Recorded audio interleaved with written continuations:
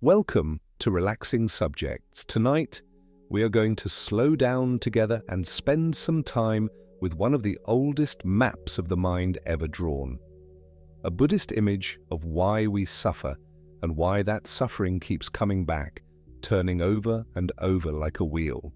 Now, you do not need to know anything about Buddhism to listen. There is nothing to figure out tonight, nothing to memorize, nowhere else you need to be. If your eyes are already closing, let them. The voice will keep going, gently, whether you follow every word or drift in and out of it like a tide. So let yourself settle in. Feel the weight of your body where it rests, the pillow beneath your head, the blanket over you, or the quiet of the room around you. Take one slow, deep breath and let it out without hurrying. Wherever you are, whatever time it is, you are allowed to set everything down now. And let us begin with a picture.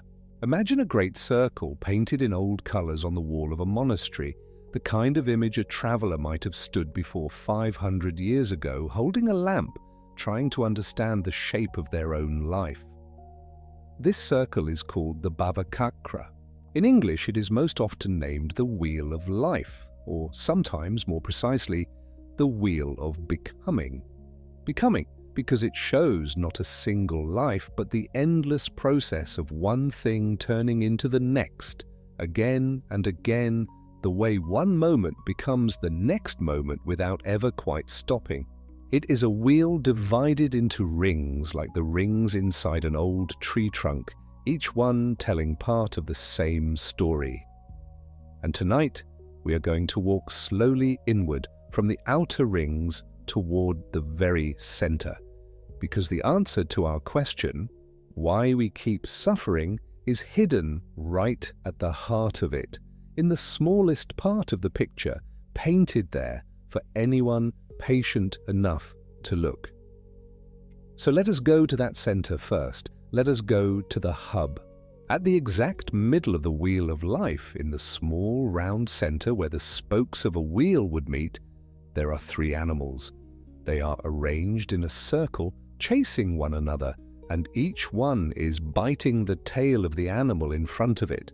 There is a pig, there is a snake, and there is a rooster, three creatures locked together, mouth to tail, turning in a ring that never ends. And that single small image, three animals eating each other in a circle, is the answer the whole map is built around. That is the engine. That is why the wheel turns at all. Let us slow down and look at each of these three animals because they are not just decoration. Each one stands for a force inside the mind, and the tradition calls these three forces the three poisons. In the old language, they are sometimes named kleshas, which simply means the things that disturb the mind, the things that cloud it, the way a drop of ink clouds a glass of clear water. The pig stands for ignorance, not stupidity exactly, more like a kind of fog, a not seeing, a refusal or an inability to look clearly at the way things really are. The old word for it is moha, which carries the sense of delusion, of being confused about what is actually happening. Think of the pig as the part of the mind that keeps its head down, rooting in the dirt, never looking up. It is the dullness that does not even ask the question. The fog you walk through without realizing it is fog. The snake stands for hatred, aversion. The old word is dvesha, and it covers anger, irritation, the push of pushing away. Everything in you that recoils, that wants to strike, that says no and means it with the whole body. Picture the snake the way you would picture a flash of temper, quick, hot, coiled, ready. It is the part of the mind that turns the world into an enemy, and the rooster stands for greed, craving, grasping. The old words are raga or lobha, and they describe the endless reaching toward, the wanting, the pulling in. If the snake pushes the world away, the rooster pulls the world in and never has enough of it. Picture the rooster strutting, bright and hungry, always after the next thing, the next grain, the next prize. Ignorance, hatred, and greed. The pig, the snake, and the rooster. And here is the detail that makes the image so quietly perfect. They are not separate. They are biting one another's tails. In many old paintings, the snake and the rooster are shown coming out of the mouth of the pig, meaning that from ignorance, from that fundamental not seeing, the other two are born. Because we do not see clearly, we crave what cannot satisfy us, and we hate what gets in our way. And then the craving and the hating deepen the fog, and the fog feeds more craving and more hating, and around it goes. The three poisons make each other. They are a circle that powers itself the way a fire feeds on its own heat. That is why the artists painted them chasing one another's tails, to show that there is no first one, no place where the circle starts. It just turns, and everything else in this enormous wheel, every realm, every heaven, every hell, every single being painted in every ring, all of it spins out from these three small animals at the center. They are the engine, and everything else is what the engine produces. So that is the answer, given right at the start before we have even toured a single realm. We keep suffering because of these three. Because of the fog that will not lift, the grasping that will not stop, and the recoiling that will not rest. Hold that quietly in your mind as we go. We will come back to it again and again, because everything else in this picture is just a longer, more detailed way of saying the same thing. Now let us step back from the hub and look at the wheel as a whole and notice who is holding it, because the wheel does not float in empty space. The entire circle, every ring of it, is gripped in the jaws and claws of a great, fanged figure. His face looms over the top of the wheel, his teeth bite down on the rim, his arms and legs wrap around the sides and clutch it from below. This figure is Yama, the Lord of Death. In some readings, he is understood not only as death itself, but as impermanence. The simple, relentless fact that everything changes, everything ends, nothing stays.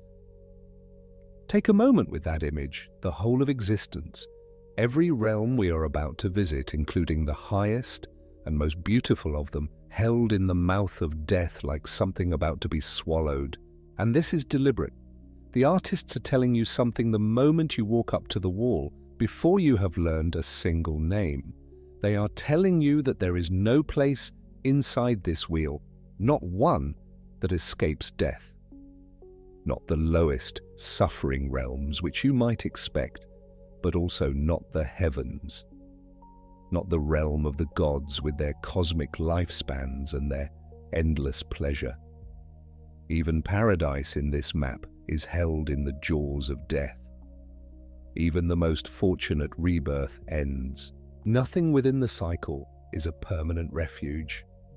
Nothing inside the wheel is somewhere you can finally stop and rest forever. Let that settle. Slowly. We carry, most of us, some quiet hope that if we could just get to the good place, the comfortable place, the safe place, the place where things go well, then we could finally rest. This image says not here, not anywhere inside the wheel, because the wheel is turning and the thing holding it is death, and death does not release what it holds.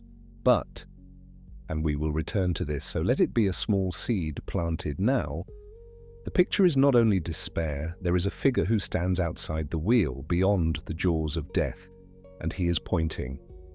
We will get to him. For now, just know that the door exists. The picture always shows the door. Let us go a little deeper into the rings now, still moving from the center outward, because each ring explains a piece of the machinery. Just outside the hub, just outside those three animals, there is a ring divided into two halves. One half is light and one half is dark.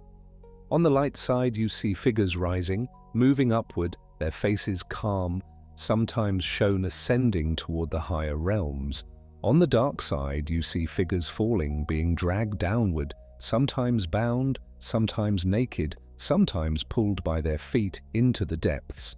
This ring is karma. Now, karma is a word that has wandered far from home in the modern world. People use it to mean a kind of cosmic fairness, the universe paying you back. What goes around comes around.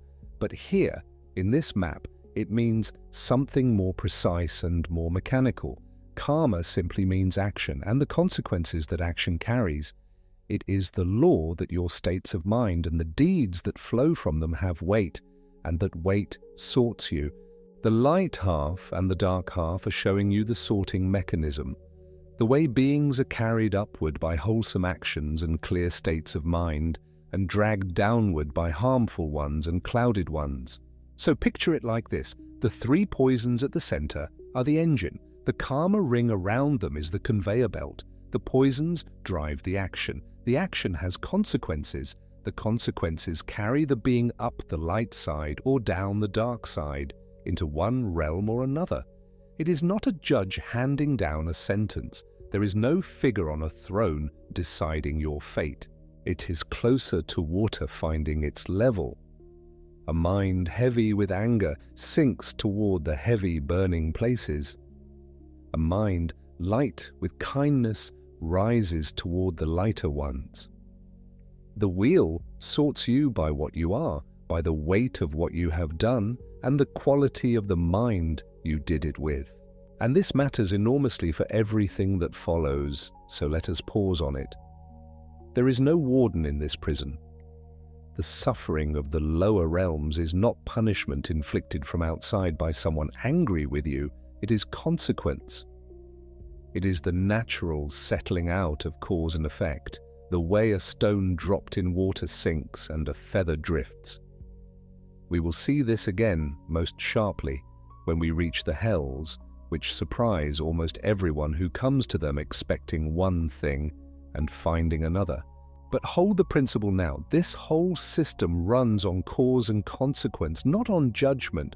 The poisons turn the engine, the karma belt carries you, and you land where the weight of your own mind takes you. Now, the word for all of this turning, all of this carrying and landing and dying and being carried again, the word for the whole cycle is samsara. Say it slowly to yourself. Samsara.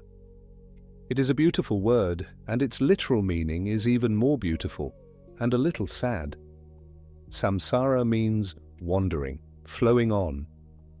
It is the picture of a being moving endlessly through one life and the next, never arriving, never settling, drifting like someone lost in a vast country with no map, passing through landscape after landscape, sometimes pleasant, sometimes terrible, but always moving, always wandering on. That is what the wheel is showing. Not a single life with a single death at the end of it, but a wandering without end, the same being in some sense carried again and again into new shapes, new circumstances, new realms, driven the whole time by those three small animals at the center. And the realms, the actual places this wandering carries you, and tattoos are painted in the next ring out, the great main band of the wheel, the part most people notice first because it takes up the most space and holds the most figures. This is where the 6 realms live. This is the part of the picture everyone comes to see. Now, tradition divides these 6 realms in a way that seems at first completely obvious. 3 of them are called the higher realms, the fortunate ones. 3 of them are called the lower realms, the unfortunate ones. The 3 higher realms are these. First, the realm of the gods, the devas, beings who live in something like paradise, in ease and beauty and pleasure that lasts for spans of time, so long they are almost beyond counting. Second, the realm of the demigods, sometimes called the jealous gods or the titans or the anti-gods, in the old language, the asuras, beings nearly as powerful and wealthy as the gods, but tormented by something we will come to. And third, the realm of human beings, our realm. The one, if the teaching is right, that you are sitting in right now, listening to this voice in the dark. And then the 3 lower realms. the realm of animals, every creature driven by instinct and appetite and fear, the realm of the hungry ghosts, beings of terrible, unappeasable craving, whom we will meet later, and whose image, once you have seen it, you will never quite forget. And lowest of all, the realm of the hells, the places of the most intense suffering, which again are not at all what most of us expect them to be. So there it is. 3 above, 3 below. The gods at the top in their paradise, the hell beings at the bottom in their torment, and the rest of us strung out in between. And the natural thing, the thing almost everyone does the first time they see this map, to read it as a ladder, a ranking, a staircase from the worst place to the best place. And the obvious goal, if it is a ladder, is to climb, to rise out of the lower realms, up through the human, up through the demigods, all the way to the top, to the gods, to paradise, to the best seat in the house. Get to heaven. That is what a ladder is for.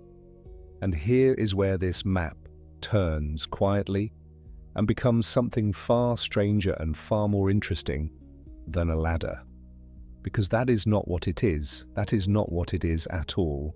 This is the heart of what we will explore together over the hours ahead. So let us name it clearly now, gently, while the night is still young. The 6 realms are not a ladder you are meant to climb. They are not a ranking from bad to good with a prize at the top. They are a closed circle, a trap, even. And the whole point of the picture, the thing Yama's jaws have been telling you from the very first glance, is that there is no good seat inside it. Every realm, high and low, is still inside the wheel. Every realm is still being held in the mouth of death. Climbing from a lower realm to a higher one is not escape. It is just moving to a nicer cell in the same prison, a cell you will eventually be carried out of anyway when the karma that put you there runs out and dragged somewhere else. And it goes further than that into something genuinely upside down from what we expect. Because the tradition does not simply say that all the realms are equally trapped. It says something sharper and more surprising. It says that some of the realms we would most want, the comfortable ones, the pleasant ones, the ones that look like winning, are in some ways the most dangerous places a being can be. And that one of the realms we might overlook, an ordinary realm full of ordinary suffering, is the most precious and fortunate of all 6. Not because it is the most pleasant, but for a reason that when we finally reach it may change the way you think about your own difficult days. So let me plant a few seeds now, quietly, the way you might leave a light on in another room. Small promises we will keep over the hours to come. There is one realm in this map that nearly everyone given the choice would pick without hesitation. Endless pleasure, beauty beyond description, a lifespan so long it feels like forever, a literal paradise. And the tradition considers it one of the most spiritually dangerous places a being can possibly be reborn.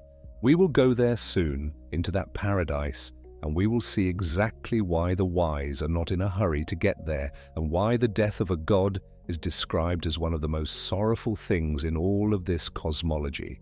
And there is the lowest realm of all, the hell realm, which the audience almost always arrives at carrying an idea borrowed from somewhere else.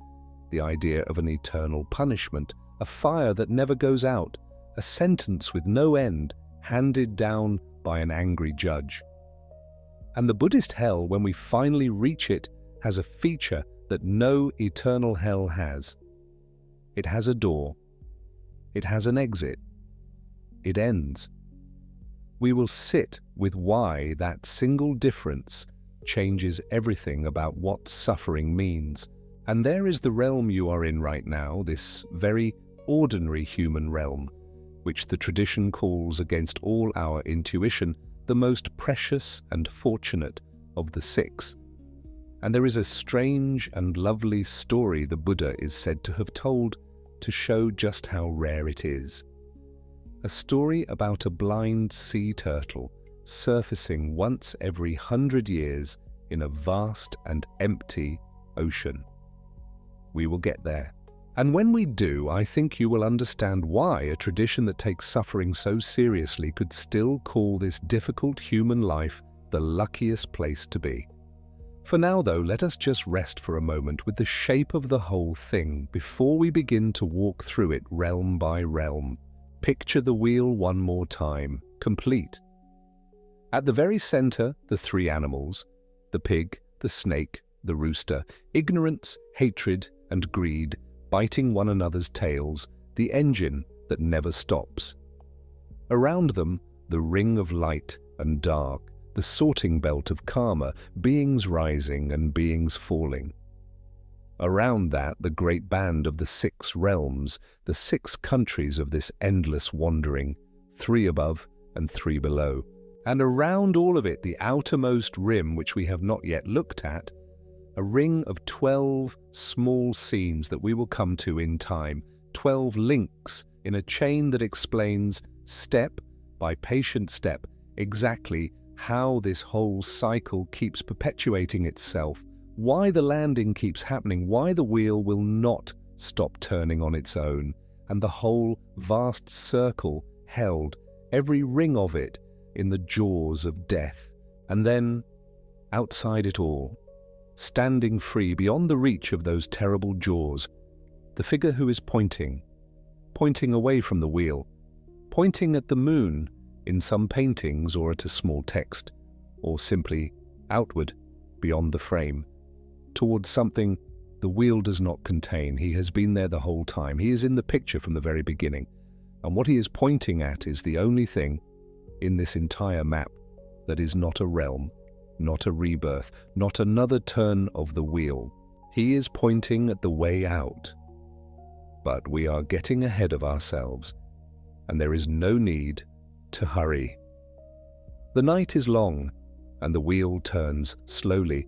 When we look at it this closely, we have found the engine, those 3 small animals at the heart of everything. We have seen the sorting belt and named the long wandering for what it is. We have laid out the 6 countries we are about to travel through, and we have heard the strange promise this map makes, that the good places are dangerous, that the lowest place has a door, and that the ordinary place where you are lying right now might be the most fortunate of all. So let us not rush toward any of it. Let us begin where the height is greatest and the danger is most hidden. Let us begin in paradise. Let us climb slowly, gently to the realm everyone would choose, the realm of the gods, the devas, in their beauty and their ease and their long, long forgetting. And let us see quietly what it is that the wise see when they look up at heaven and feel not envy, but a kind of tenderness and a kind of warning. So take one more slow, deep breath with me here before we rise. Feel how the body has already grown a little heavier against the bed. Notice the quiet in the room, the soft dark behind your eyes. There is nothing you need to do with any of this. Nothing to hold on to. The wheel will keep turning in the picture whether you watch it or not, and the voice will keep walking through it, and you are free to follow or free to drift. And when you are ready, we will continue together upward into the long and golden light of the God realm, where the most fortunate beings of all live in a paradise that is, the tradition gently insists, a trap. But before we rise, let us pause a moment longer at the center, because the center is where the whole story begins, and it deserves a slower look than we have given it.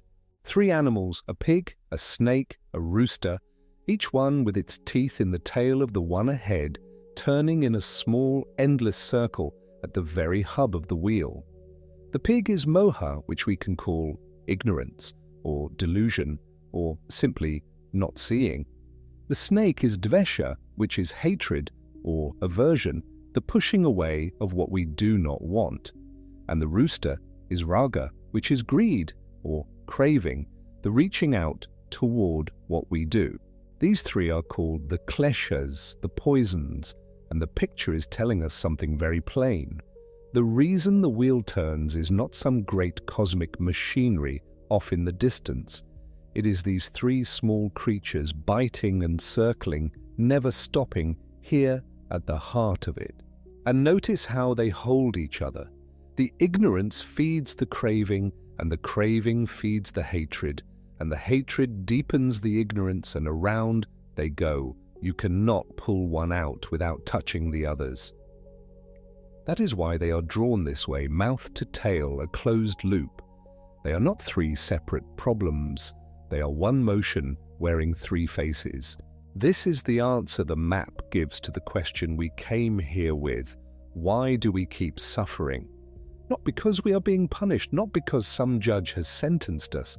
We keep suffering because the engine at the center never switches off on its own. It turns, and as it turns, it throws beings outward into the realms, the way a wheel throws water from its rim. Let us follow that throwing for a moment because it explains how anyone lands anywhere at all. Just outside the hub, the painters drew a ring and they split it down the middle. On one side, the light side, you see small figures rising, climbing upward, their faces lifted, moving toward the higher realms. On the other side, the dark side, you see figures falling, dragged downward, tumbling into the lower places. This ring is karma. It is the sorting belt.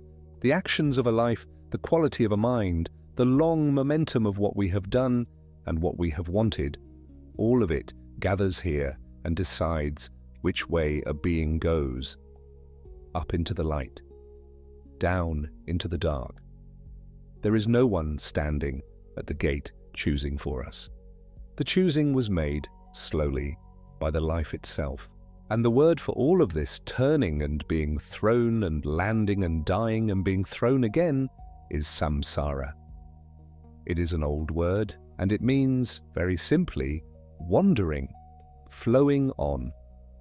To be in samsara is to be a being who keeps moving from country to country inside this wheel, never quite arriving, never quite resting, carried by the current of one's own actions from a life to a death, to another life, on and on, for longer than the mind can hold. Now here is where the map does something that I find quietly beautiful and a little startling, and I want to slow down so you do not miss it. The realms are usually divided into two groups. Three of them are called the higher or the fortunate realms, the gods, the demigods, and the humans, and three are called the lower, the unfortunate realms, the animals, the hungry ghosts, and the hell beings, higher and lower, fortunate and unfortunate. It sounds, when you first hear it, exactly like a staircase, as though the whole point were to climb, as though the gods sat at the top having won, and the hell beings lay at the bottom having lost, and the work of a life were to keep moving up the steps toward the golden floor at the top. But that is not what this map is saying, and this is the strange promise we touched on before, the one I want you to carry up with us into the light. This is not a ladder, it is a trap. Every one of these 6 countries, the highest and the lowest, the paradise and the agony, sits inside the same wheel. And the wheel, remember, is held in the jaws of Yama, the Lord of Death. His fangs close around the whole rim.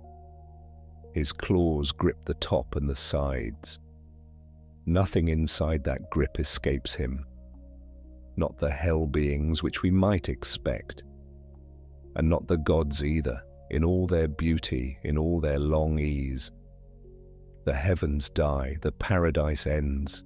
The most fortunate rebirth there is still rests inside the mouth of impermanence, and when its time runs out, it falls, the same as everything else. So to climb to the top of this map is not to escape, it is only to move to a more comfortable seat inside the same closed room. And here is the inversion, the thing the wise see that the rest of us miss. The comfortable seats are the dangerous ones. The golden realm, the one with no pain in it, is the one place where a being might forget completely and for an unimaginably long time that there is any door at all.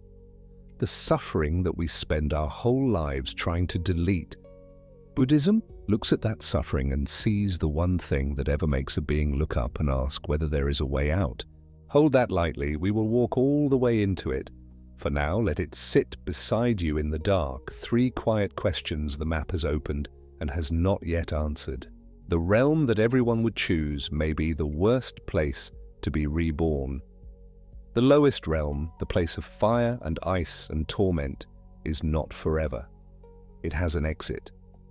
And the ordinary, aching, half-pleasant, half-painful country where you are lying right now, listening to this voice, may be the rarest and most precious of them all, more precious than heaven. For one strange reason, we will reach in time. You do not need to hold any of those 3. They will keep. The wheel will keep turning whether you remember them or not. Let them rest where you can feel them, like 3 small stones set down at the edge of the bed. Take a slow, deep breath. Notice how the body has settled a little further while we talked, how the shoulders have let go of something without being asked. Notice the dark and the quiet and the soft weight of your own breathing. There is nowhere to climb tonight, nothing to win. We are only walking through a painting together, you and I, naming what is in it. And there is no test at the end. And when you are ready, we will rise into the first country, the long golden light of the gods, and we will see what paradise looks like from the inside, and why the ones who understand it best look up at all that beauty and feel a tenderness that is almost like grief. The God realm is the one everyone would choose. If you could ask someone with no knowledge of Buddhist cosmology to rank 6 possible rebirths by preference, they would not hesitate. The God realm would be first. Long, long lifespans.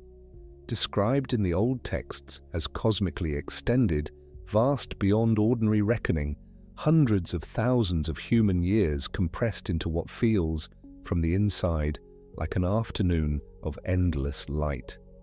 No hunger, no sickness, no grief pressing in at the edges of the day. The devas, the gods, move through an existence of beauty so complete that the word pleasure barely reaches it. The quality of awareness available to them is radiant. The company is radiant. Everything is radiant, in fact. The beings themselves, the texts say, give off light, and they know each other by that light the way we know each other by voice or by the warmth of a familiar hand.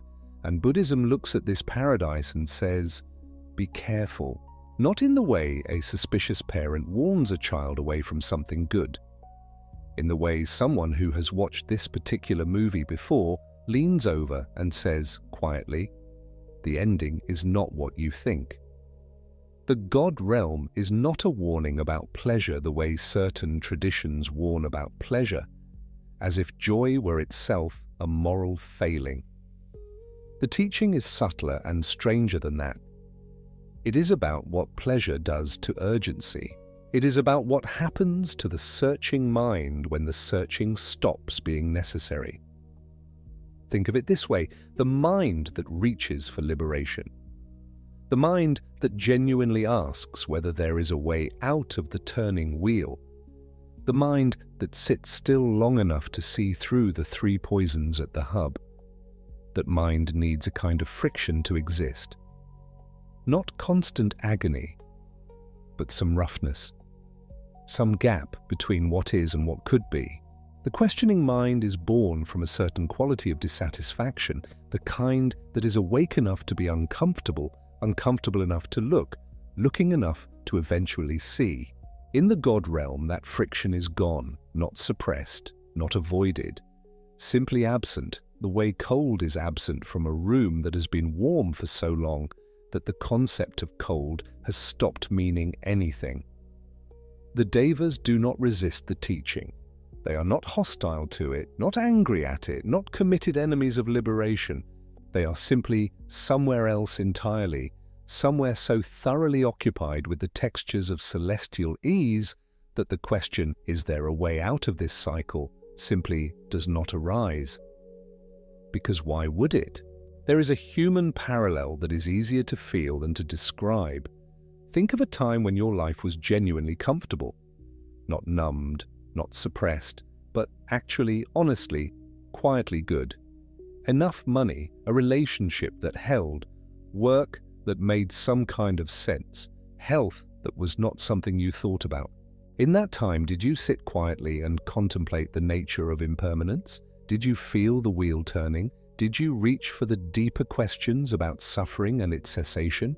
Or did you do what most people do, what is entirely natural and entirely understandable, which is to settle in and let the goodness carry you the way warm water carries a body without any effort from the body at all? The God realm is that extended across a lifespan so long that by the time it ends, 1 billion ordinary human lifetimes have come and gone below. And then it ends. This is the hinge. This is where the God realm reveals itself as the particular kind of trap it is, and it is a trap unlike any of the others on the wheel, because it is a trap made entirely of the best things. The death of a god is described in the old texts with a tenderness that feels almost unbearable once you understand it. There are 5 signs. They arrive, the way premonitions arrive, quietly and at first almost imperceptibly, in the final days or weeks of a deva's life. The flowers around them begin to wilt, not all at once, just the faintest yellowing at the petal's edge, a slight and wrong softness where there was always firmness before. The radiance, that deep luminous glow that the gods carry in their own bodies, the way we carry warmth, begins to dim. Barely at first. Just enough for the other devas nearby to notice. Just enough to create a small, strange distance. Because in the God realm, the beings near you can perceive the dimming, and they begin gently to move away. Not cruelly, not in judgment. Simply, the way health instinctively creates space around its diminishment, the way the living step back from what is ending. Sweat appears on a body that has never known it. The devas do not sweat. The sweat in the text is not a minor detail. It is a rupture, the first sign that this body, this beautiful, long-lasting body, has begun to belong to samsara in a way it did not before. The clothes, which have been effortlessly fresh, begin to go dull. The being who has spent what by our reckoning would be millions of years in the ease and light of a celestial world begins in those final days to understand. And because of the clairvoyance that long residence in the God realm has developed, a clarity of perception that in a different circumstance would be a gift, they can see what is coming. The dying deva sees the next rebirth. Not vaguely, specifically. The karma that the God realm lifespan has spent without generating, the karma of spiritual practice and deepening and real effort toward liberation, that store is nearly empty. And the karmic momentum underneath it, the momentum that lifted this being into the God realm in the first place, runs out. What is left is older karma. Karma from below. And the dying God knows this. The clairvoyance that was beautiful in a long, peaceful life becomes, in these final days, a kind of precise and terrible knowing. The being looks forward and sees not just that the next rebirth will be lower, but how much lower, which realm, the specifics, the particular quality of suffering that is coming after all these ages of light. The other gods do not come closer, the flowers wilt further, the radiance fades to almost nothing, and the being who had, by any ordinary reckoning, the very best existence in the entire wheel, enters their death in exactly the state that the Buddha's teaching has always said it would find them, unprepared, because paradise made preparation feel unnecessary. This is not cruelty in the design, it is diagnostic precision. The God realm shows you what happens to the human project of awakening when the thing that drives it, that necessary friction, that productive ache, is removed, not by tragedy, not by loss, by abundance, by everything going well for longer than most minds can hold. The poison of the God realm, the driving emotion at its center, the one that accumulates over those vast, beautiful lifespans and quietly makes the exit from the wheel unreachable, is pride, or something just to the side of pride, something that could be called spiritual complacency, or the deep pleasure of one's own elevation, or simply the satisfaction of having arrived. The gods are not arrogant in the human way. They do not look down at the lower realms and feel contempt. They simply do not look at all. Why would they? Everything here is sufficient. Everything here is good. I have what I need. I am where I should be. This is pride without the sharpness. Pride is a kind of contentment so total, it has become its own horizon, beyond which nothing can be seen, including the exit. There is a teaching image that appears in some Buddhist art, a deva sitting in celestial ease, surrounded by beauty, and just at the edge of the painting, almost out of frame, the faintest suggestion of the wheel still turning, still clenched in the jaws of Yama. The god does not look at it. The god is looking at the flowers. This is the image. This is what the teaching is offering. Not that paradise is evil, but that paradise is insufficient. And insufficiency that feels sufficient is the most complete kind of trap there is. Take a slow breath here. Feel the dark around you. The body is tired, and it is lying down, and there is something that has softened, somewhere in the chest or the shoulders, without you having to ask it to. That softening is not the God realm. That is something closer to rest. Rest is different from the God's ease. Rest knows what it is resting from. The gods have forgotten. Let that distinction be gentle. You have not forgotten tonight. You are here with the ache and the weight and the quiet, which is its own kind of being awake to the wheel. We will continue. Below the God realm on the wheel, in a position that different traditions have placed differently, sometimes among the higher three, sometimes among the lower three, and this variation is itself worth noting because the ambiguity is informative, lives a class of beings the texts call the asuras. The word gets translated in several ways: demigods, jealous gods, titans, anti-gods.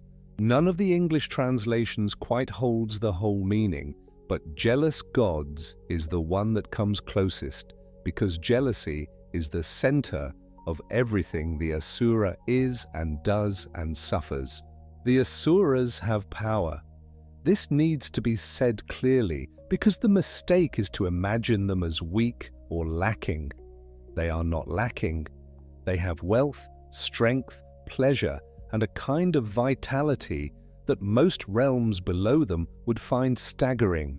By any measure you could apply, resources, abilities, longevity, the raw material of a good life, the asuras are in the upper tier of existence. They are, in almost every practical sense, nearly gods. Nearly. That word is the needle. That is the thread the entire asura existence is strung on. Nearly. Not quite. Almost, but not all the way. Sufficient by any objective accounting, but in sight of the ones above, and therefore, by the logic of comparison, not enough. Never quite enough. There is a tree. In the iconography of the Bhavacakra, in the paintings and the teachings that surround the wheel's asura section, there is a tree called the kalpavriksha, the wish-fulfilling tree, or sometimes the parijata. This tree is wish-fulfilling in a fairly literal cosmological sense. Its presence is abundance. Its fruit is beyond what ordinary existence can offer. And this tree has its roots in the asura realm. The asuras live at its base. The great tangled system of roots that hold it in the earth, that channel everything upward, that constitute the living foundation of the entire tree. Those roots run through asura territory. The asuras, by right of proximity, by right of location, by right of the fact that it is their ground the tree is planted in, have some of the deepest connection to the tree of any beings in the cycle. But the fruit ripens above. The branches rise into the God realm. The flowers open up there. The fruit, when it comes, the actual harvest, the real abundance that the tree produces, ripens in the light of the deva-loka, and it is the gods who eat it. The asuras do the labor. The asuras tend the ground, and then they watch the gods above them receive what the tree has given. The asuras go to war over this, not once, not occasionally, perpetually. The Wheel of Life shows them engaged in endless combat with the gods above, swords raised, armor gleaming, armies crashing against armies in a celestial conflict that resolves nothing because it cannot resolve anything. The asuras fight and lose. They regroup and fight again. They lose again. Not because they are weak, they are not weak, but because the structure of the situation is not one that military force can change. The fruit does not ripen below because the asuras win a battle.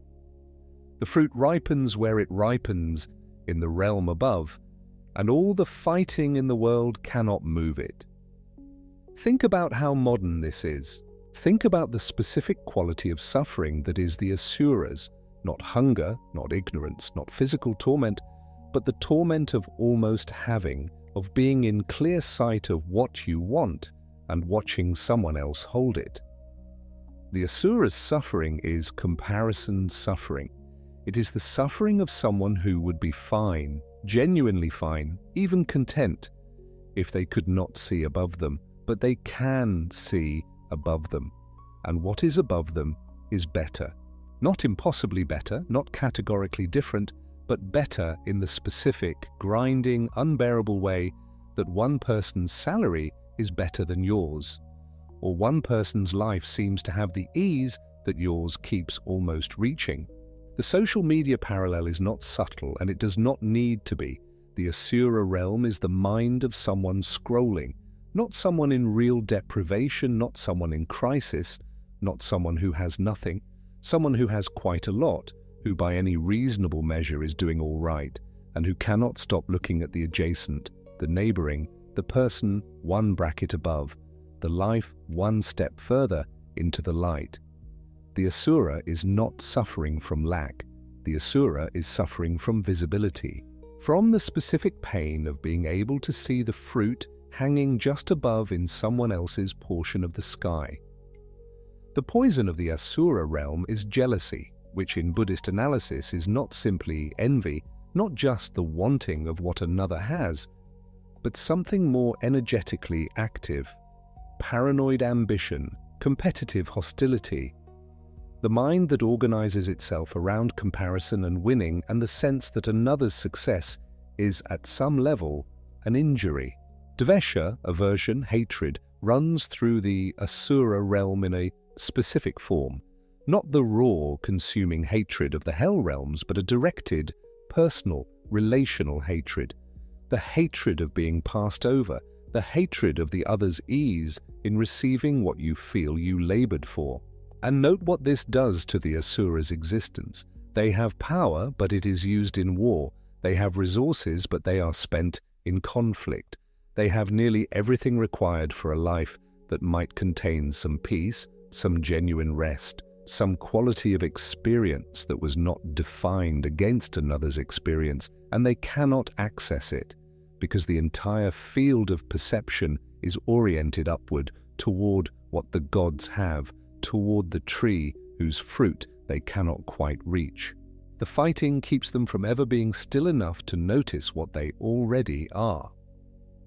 There is a variation worth pausing on here because the wheel itself does not settle it, and neither should we. Some Buddhist systems count 5 realms, not 6, by folding the asuras into another category or simply omitting them as a separate realm. The 6-realm system is the more familiar, especially in the Tibetan tradition, that most thoroughly developed the Bhavacakra iconography. But the 5 realm systems are not wrong.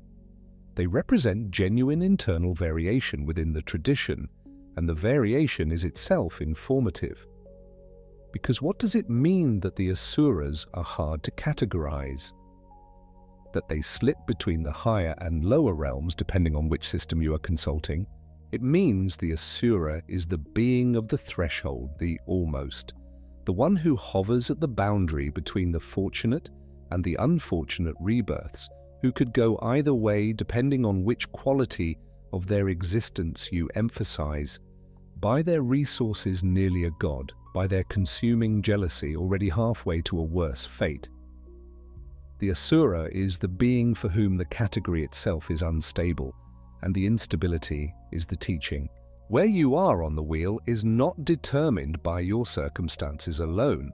It is determined by the emotional quality that your circumstances generate in you and that you, in turn, generate back into the world. The god and the asura have access to similar levels of material well-being. The god drifts in complacency. The asura burns in jealousy. 2 beings with overlapping circumstances generating entirely different inner states, headed toward different karmic futures. This is the wheel diagnosing not a situation but a response. And here is the thing about the asura, the thing that makes this realm carry a particular kind of grief when you look at it clearly. The asura is fighting for something real. The wish-fulfilling tree is genuinely beautiful. The fruit really is better than what the asuras can reach on their own. The perception of difference is not deluded. The difference is there. The asura is not suffering from a misapprehension. The asura is suffering from an accurate perception, and that accurate perception has become the thing that ruins everything else. This is one of the harder teachings the wheel offers. Sometimes the suffering is not born from seeing things wrong. Sometimes it is born from seeing things correctly and not yet having a framework that lets that correct perception rest without becoming a wound. The asura sees the gods above and sees clearly. What they cannot yet see is that the war they are fighting will not change what they see. There are no rest pauses in the asura realm. There is no settling in. There is always the next campaign, the next assault on the celestial boundary, the next attempt to seize by force what comparison has told them they deserve. And the wheel keeps turning, and the fruit keeps ripening above, and the asuras keep losing wars that cannot be won, for fruit that will not fall regardless, while the roots of the very tree they are fighting over run through the ground beneath their feet. Let that sit for a moment. If you have ever been in a situation where you were doing reasonably well, genuinely reasonably well, and still felt scraped hollow by what someone else had, if you have ever felt the specific exhaustion of an envy that does not abate when you receive more, because receiving more only makes the comparison visible from a different angle, you have been in the asura realm. Not as metaphor layered over your life for interpretive interest, as the actual quality of consciousness that was moving through you.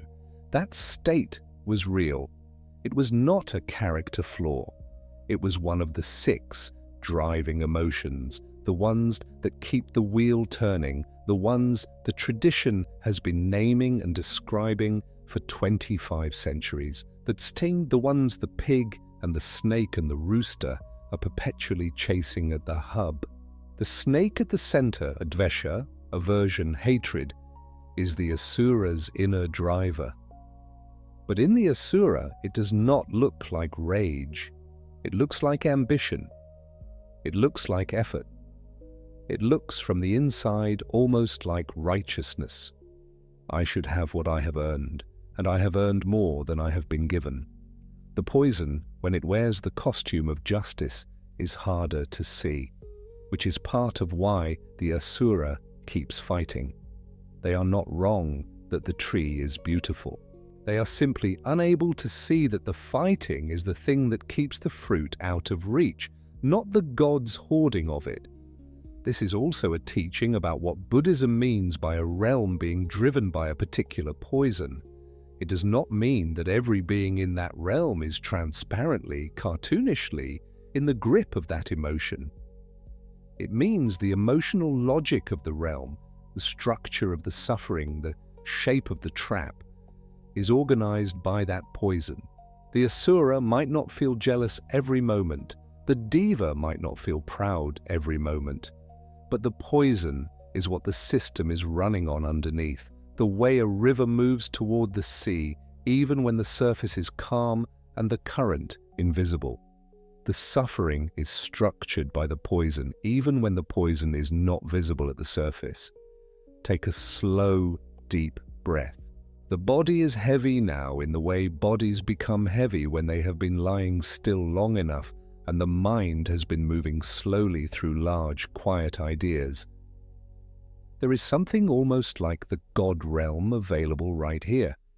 Not its complacency, but its ease, the ease of having stopped, of not being required to do anything, of listening without needing to produce. You do not need to remember the kalpavriksha. You do not need to hold the asura's story in any particular way. If something in it landed near something you recognize in yourself, let it be there quietly, not as accusation, not as diagnosis, as recognition, which is a different and gentler thing. The wheel has named this. Before it named it, it was just your private suffering, the thing you thought was specific to your situation, the thing you wondered if anyone else felt in quite this same way. And now it has a name, and a face, and a tree whose roots are running under your feet while the fruit ripens somewhere above. Naming a suffering does not remove it, but naming it does something else, something quieter and more durable. It makes you less alone in it. And being less alone in it changes the quality of the weight. We have walked now through the two upper realms, the God realm that turns ease into a spiritual trap, and the asura realm that turns comparison into a perpetual campaign that solves nothing. Two beings near the top of the wheel, two forms of relative abundance, two entirely different ways of being lost. And what we find as we walk through the wheel is not the story most people expect. The story most people expect, coming to this map with a background in other traditions, is a cosmological hierarchy where the top is good and the bottom is bad, and the whole structure is a ranking system designed to tell you where you are and whether you are succeeding. A spiritual ladder, an assessment. The gods are passing, the hell beings are failing, everyone else is somewhere on the scale. But the wheel does not work like a ladder. And the teaching about the God realm is the place where the ladder reading falls apart most completely. Because here is the being at what should be the top rung. Immense lifespan, extraordinary beauty, genuine radiance, the closest thing to paradise that the cycle contains. And Buddhism is saying this is the most spiritually precarious position on the wheel. Not because paradise is sinful, but because the thing that cracks the mind open to liberation is not available there. The wheel is not a ranking, it is a map of traps. Each realm is a different flavor of being caught, organized around a different emotional logic, sustained by a different poison. The God realm's trap is almost invisible because it is made of light. The asura's trap is almost invisible because it looks like striving. And the traps we cannot see are, by definition, the ones most difficult to walk out of. There is a figure standing outside the wheel who has been there since before we began. A figure the paintings always show pointing. At the moon, at the path, at the world beyond the wheel's rim. That figure is not inside any realm. That figure is not climbing toward the top rung. That figure is doing something the logic of the wheel makes invisible. Stepping sideways, exiting. We will reach that figure. We will stand with them and look back at the wheel together and understand from outside it what the view from inside any single realm can never quite show. But we are not there yet. The wheel still has realms we have not entered, territories of the map we have not yet walked through, and each one has something specific and important to offer, something that the map's genius lies in not allowing to be skipped. The human realm waits, the animal realm below it, the hungry ghosts and the hells beyond that, and each of them, when we reach them, will have the same quality that the God realm and the Asura realm have had tonight. The quality of being recognizable. The quality of being not a foreign cosmological curiosity, but something that, when named carefully and slowly in the dark, sounds like a room you have been in, a mind state you have occupied, a morning or an afternoon, or a long quiet season of your life. The wheel was always partly a mirror. The Bhavacakra, for all its cosmic scale and elaborate iconography, for all the gods and the demigods and the celestial trees and the clairvoyant dying devas, it was designed, according to the old accounts, to be placed at the gateway of a monastery, so that the first thing anyone entering would see was themselves, their own inner landscape mapped in pigment and symbol on a wall, held in the jaws of a figure who is always, always reminding every realm that nothing inside it lasts. Not even the light. Not even the long, golden, radiant, flower-scented light of the highest rebirth available inside the turning. That is not a cause for despair tonight. It is, the tradition says, the beginning of a certain kind of clarity. And clarity, even when it arrives quietly in the middle of the night, while the body rests and the mind drifts at the edge of sleep, clarity is one of the things the wheel cannot contain. It is one of the things that lives like the pointing figure just outside the rim. And so we arrive at the human realm, at Manushya. The realm of beings like you, like the ones you have loved, like every person who has ever lain down in the dark and wondered what it all means and whether any of it will ever feel like enough. The realm of ordinary life, with its grocery lists and its grief and its Tuesday mornings and its sudden, inexplicable moments of grace. You might expect the tradition to treat this realm gently, kindly. You might expect it to say something warm and encouraging about the miracle of human consciousness, about how fortunate we are to have language and art and the capacity to love. And it does say something about fortune, but not quite in the way you might expect. Because what Buddhism prizes about the human realm is not that it is pleasant, it is not that it is safe, it is not even that it is beautiful, though it sometimes is achingly so.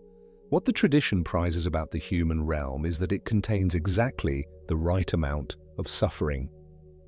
Not too much, not too little. Exactly the right amount. Take a slow breath here, let that settle. The right amount of suffering, as though suffering were an ingredient carefully measured, as though the tradition had looked at all 6 realms and said, not this one, the pleasure is too complete, and not this one, the agony is too overwhelming, and finally arrived at this middle place, this human life with its ordinary heartbreaks and its ordinary joys and its persistent, low-grade ache that follows you through even the good days, and said, yes, here, this is the one. This is the contrarian heart of the whole map. And it will take a little time to understand why it is not a cruel thing to say. Think of it this way. Imagine you are trying to wake someone from a very deep sleep. If the room is too loud, if there is a klaxon going off, if the walls are on fire, the person in the bed cannot think clearly enough to stand up and walk out.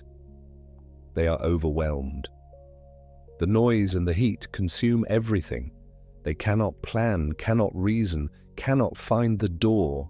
They can only react in pure animal terror, moment to moment. That is what the hell realms do to suffering. Too much, too loud. The anguish is so total that there is no room left for the kind of reflective turning that the tradition calls the beginning of wisdom. Now imagine the other direction. Imagine the room is so perfectly comfortable that the person in the bed simply never wants to wake up. The pillow is cool, the light through the curtains is golden and soft. The temperature is exactly right. Every need is met before it fully arises. Why would anyone get up? Why would anyone open their eyes to anything less perfect than this? That is what the God realm does with pleasure. So much ease, so much beauty, so much comfort, that the urgency to seek anything beyond it simply never develops. Why look for a door when you are not even sure you are in a room? The human realm is the place where both things coexist, where the pillow is sometimes cool and sometimes wet with tears, where the light is sometimes golden and sometimes the grey of a long winter that will not end, where there is enough beauty to make you want to stay and enough pain to make you ask, with genuine seriousness, whether staying is the only option, whether the room you are in might not be the whole of reality. That question, that precise, uncomfortable, authentic question, is, according to this map, the most precious thing a conscious being can generate. It is the question that the gods never quite managed to form, the question that hell beings are too tormented to hold steady long enough to pursue, the question that the asuras, in their jealous fury, keep redirecting toward their rivals rather than toward the wheel itself. Only here, in this particular mixture of pleasure and pain, does the question arise naturally and stay long enough to be followed somewhere. The tradition calls this the optimal condition for awakening. Not the most comfortable condition, the optimal one. Now, there is a simile the Buddha offered for how rare this condition actually is, and it is one of those images that, once you have heard it, tends to stay quietly in the back of your mind for a long time. Imagine an ocean, not a lake, not a sea, an ocean in the full, overwhelming sense, vast in every direction, deeper than light can reach, a single ocean that is also the entire world, horizon to horizon, surface to unmeasured depth. On this ocean there floats a single golden ring, a yoke, the kind of wooden ring that would have been placed around the neck of an ox in ancient India, the kind of thing familiar to every farmer who ever worked a field. One ring, floating on the whole of the ocean, drifting slowly on currents you cannot predict, moved by winds you cannot see. And somewhere in this ocean lives a blind sea turtle. This turtle surfaces once, and only once, every 100 years. Not once a year, not once a decade. Once every 100 years, it rises from whatever depth it has been traveling through and breaks the surface, gasps the air, and sinks again. The question is this: what are the odds that when this turtle surfaces, it surfaces with its head already through the floating ring? The odds, the Buddha said, are the odds of attaining a precious human rebirth. Let that rest for a moment.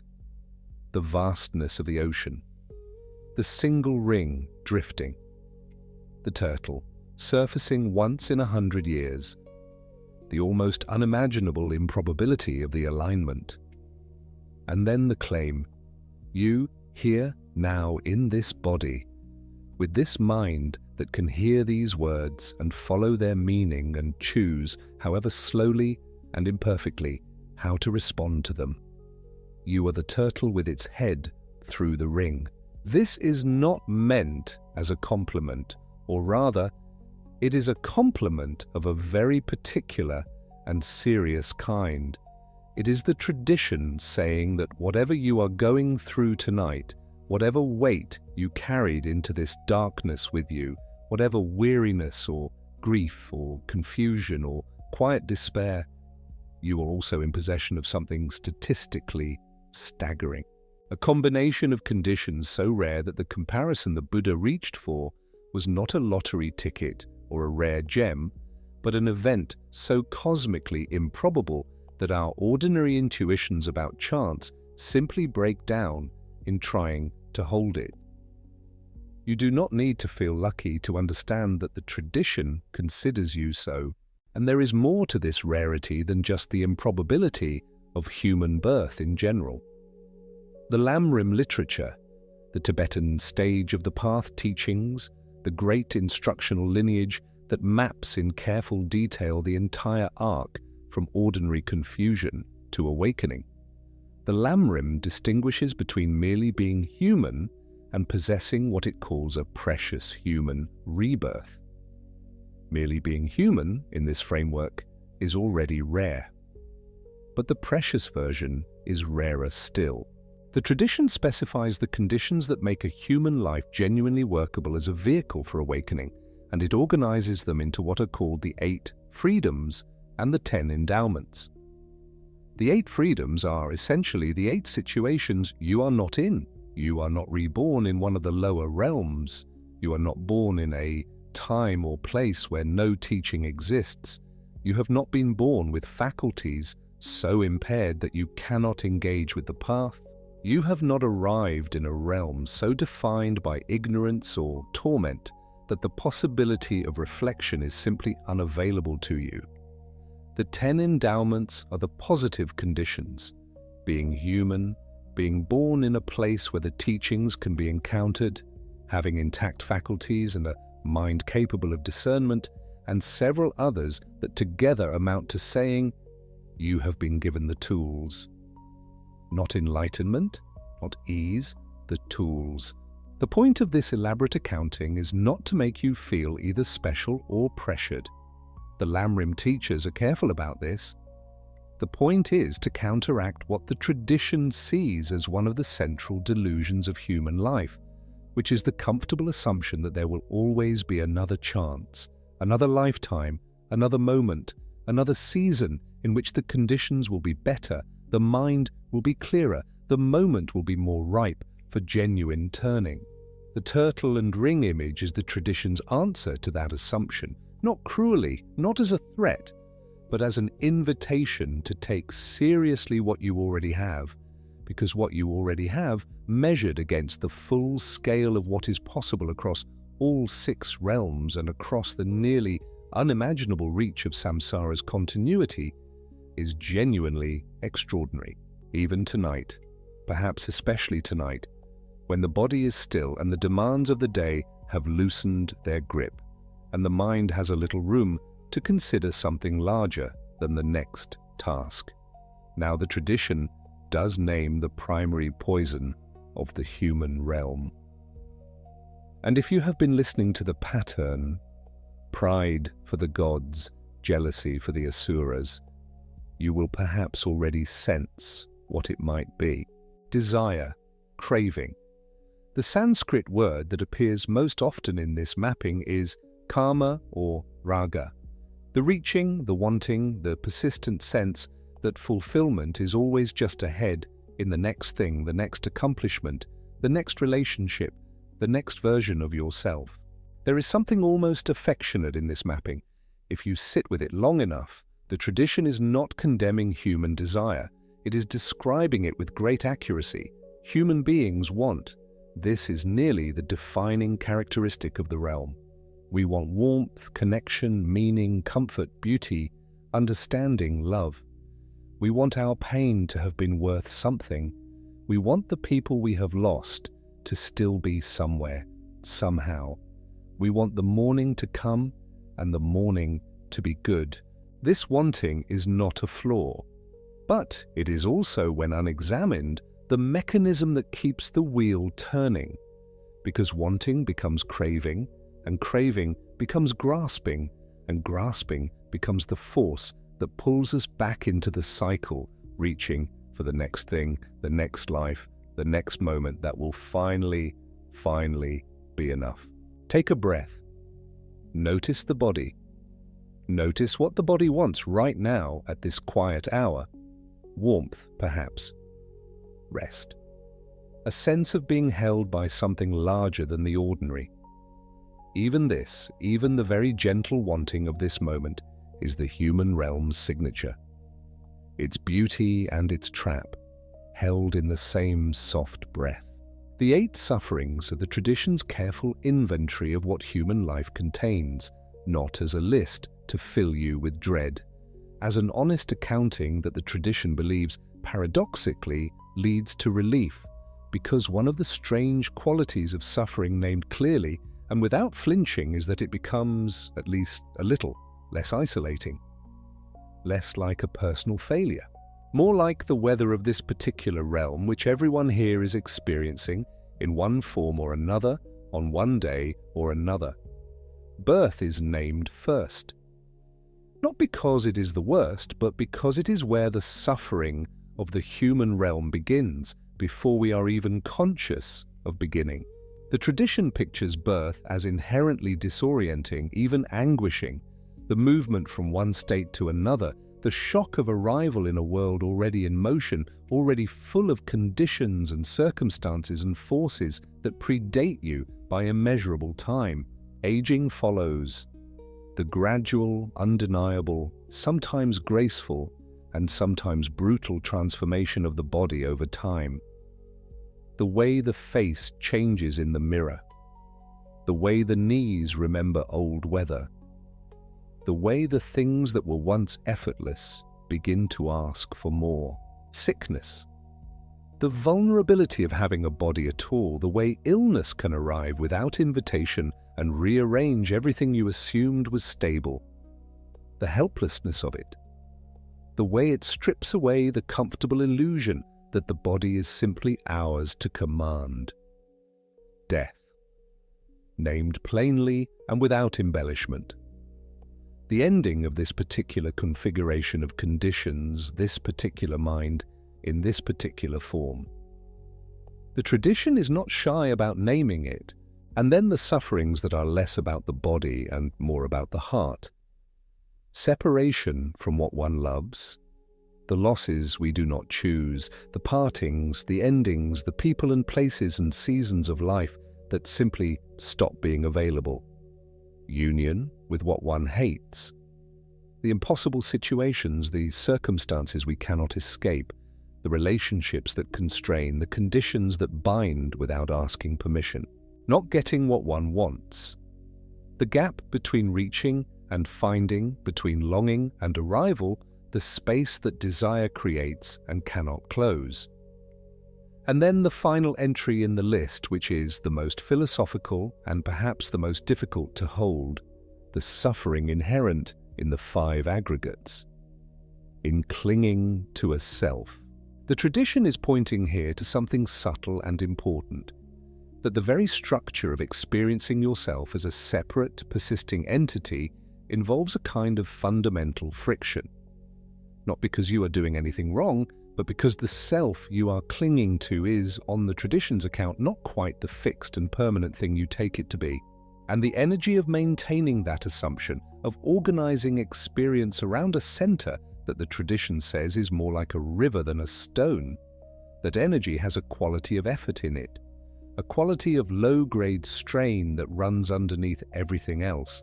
This is the deepest suffering in the list, and it is also the one that points most directly toward the exit from the wheel. Because if the clinging to a fixed self is part of what keeps the cycle going, then insight into the nature of that self, not as a belief to adopt, but as a direct experience to have, is part of what begins to loosen the wheel's grip. But we are not there yet. There is still the animal realm to meet, and the hungry ghosts and the hells, and each of them has something to show us. Let us pause, just for a moment. Take a slow breath. Let the body sink a little more into whatever is supporting it tonight.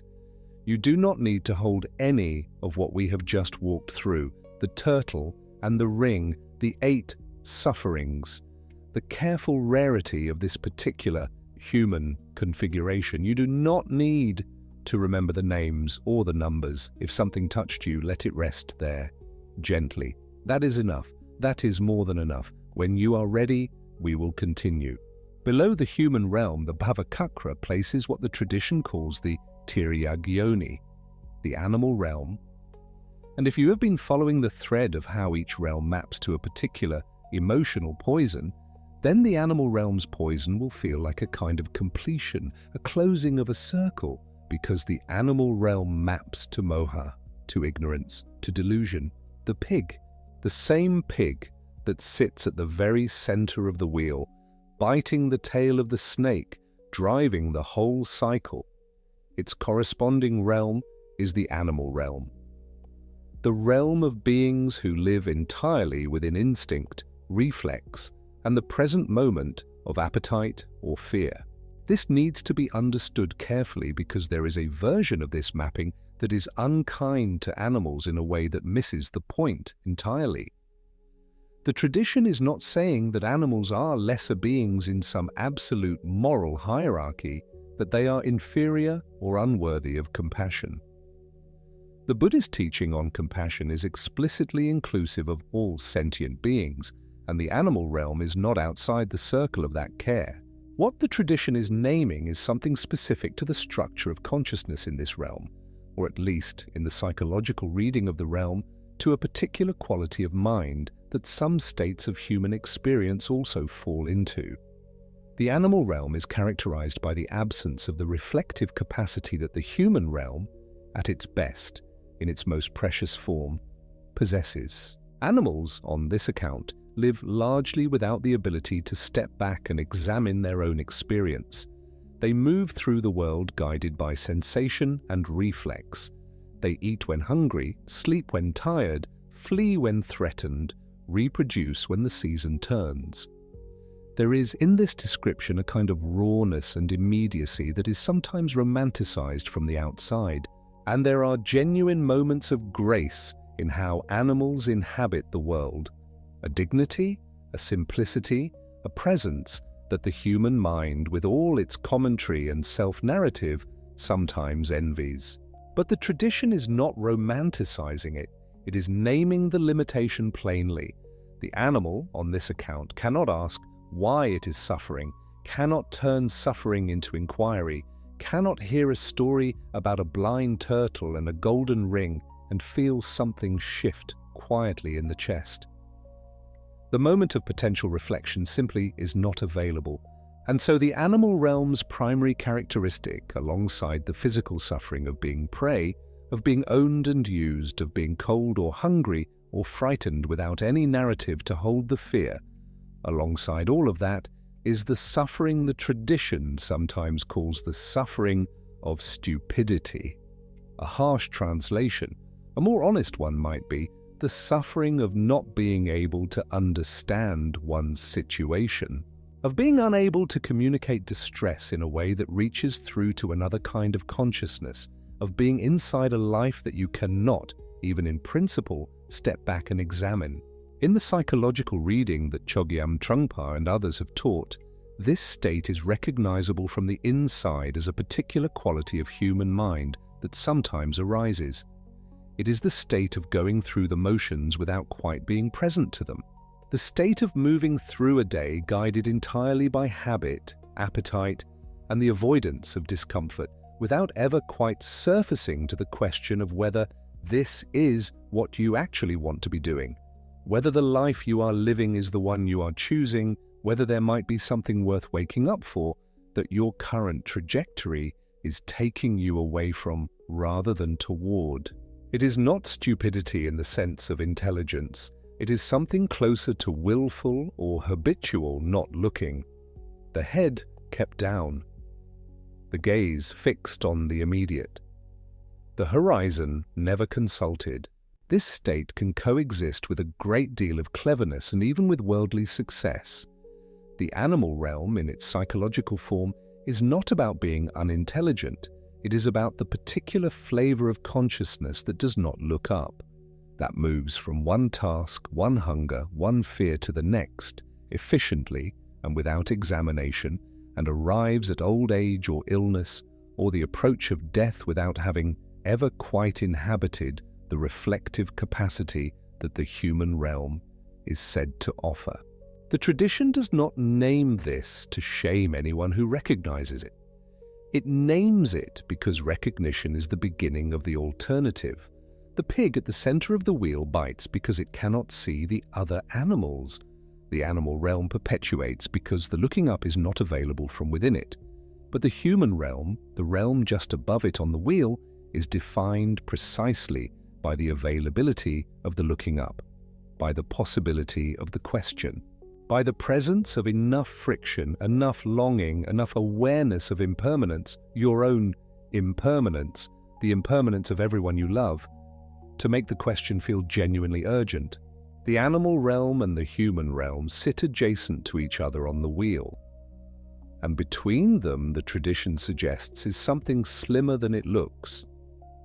The difference is not a cosmic chasm, it is the moment of turning attention, the moment of surfacing. The blind turtle does not plan its surfacing.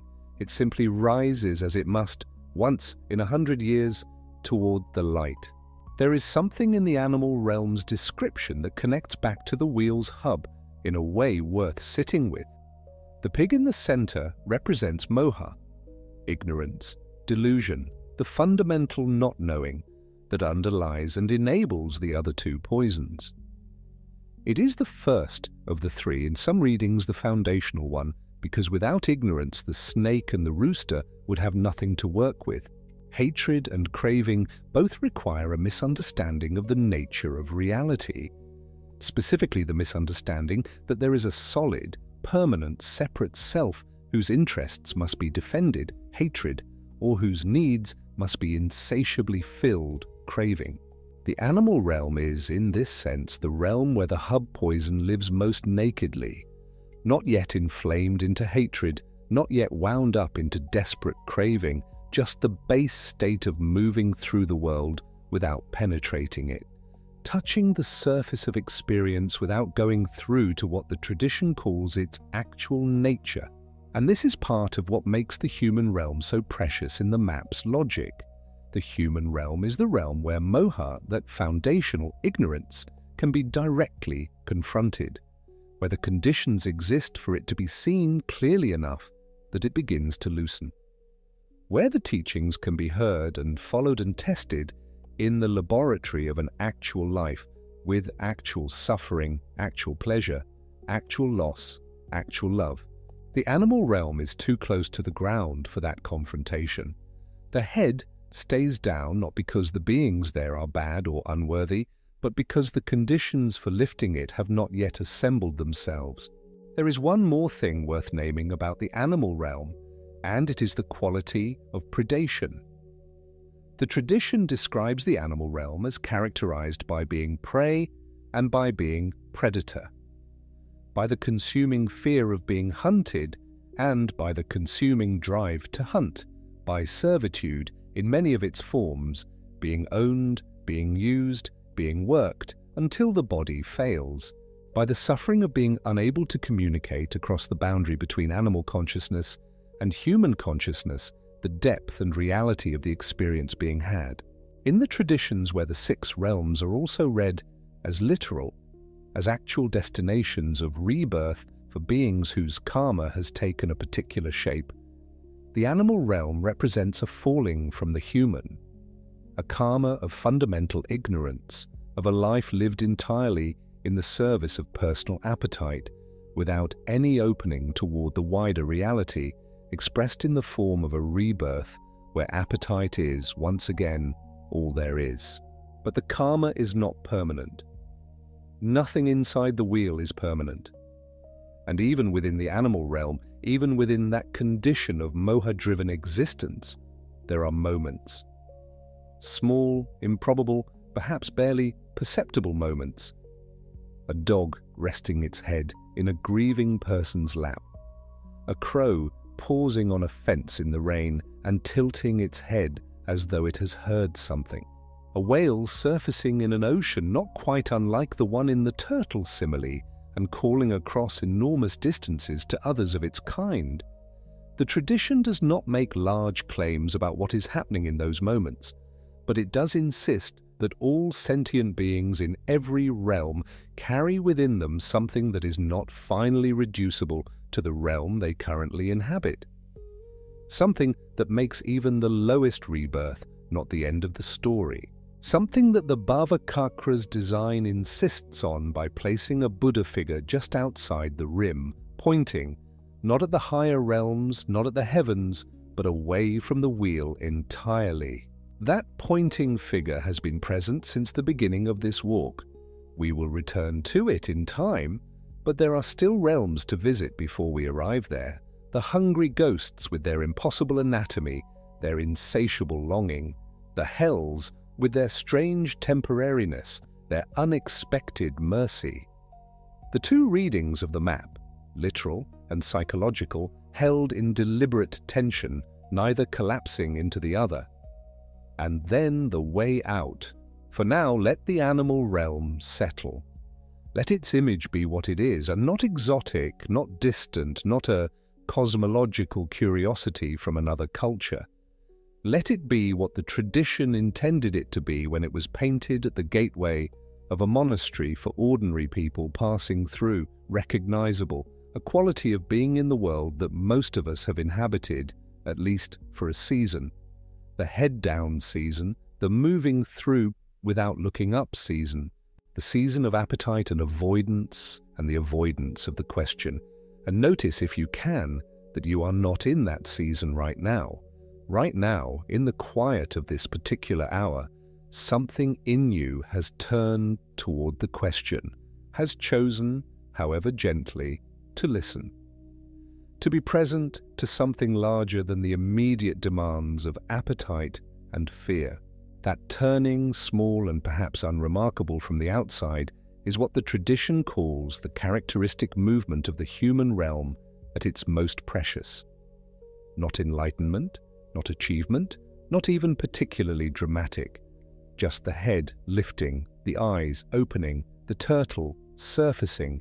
The tradition says that is enough to begin.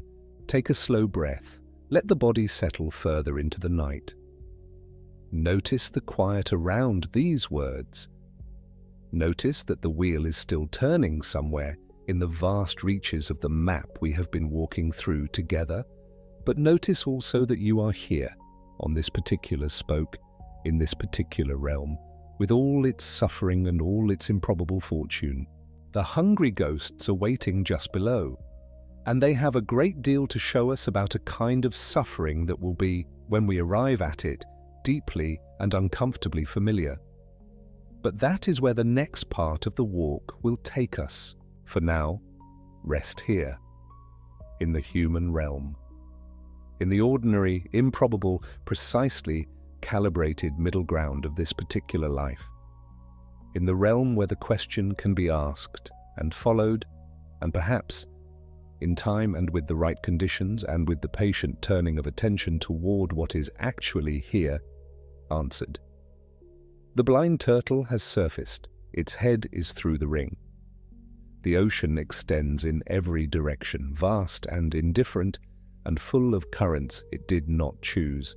And it breathes. The hungry ghost realm begins with a body. That is worth sitting with for a moment before we go further into the description.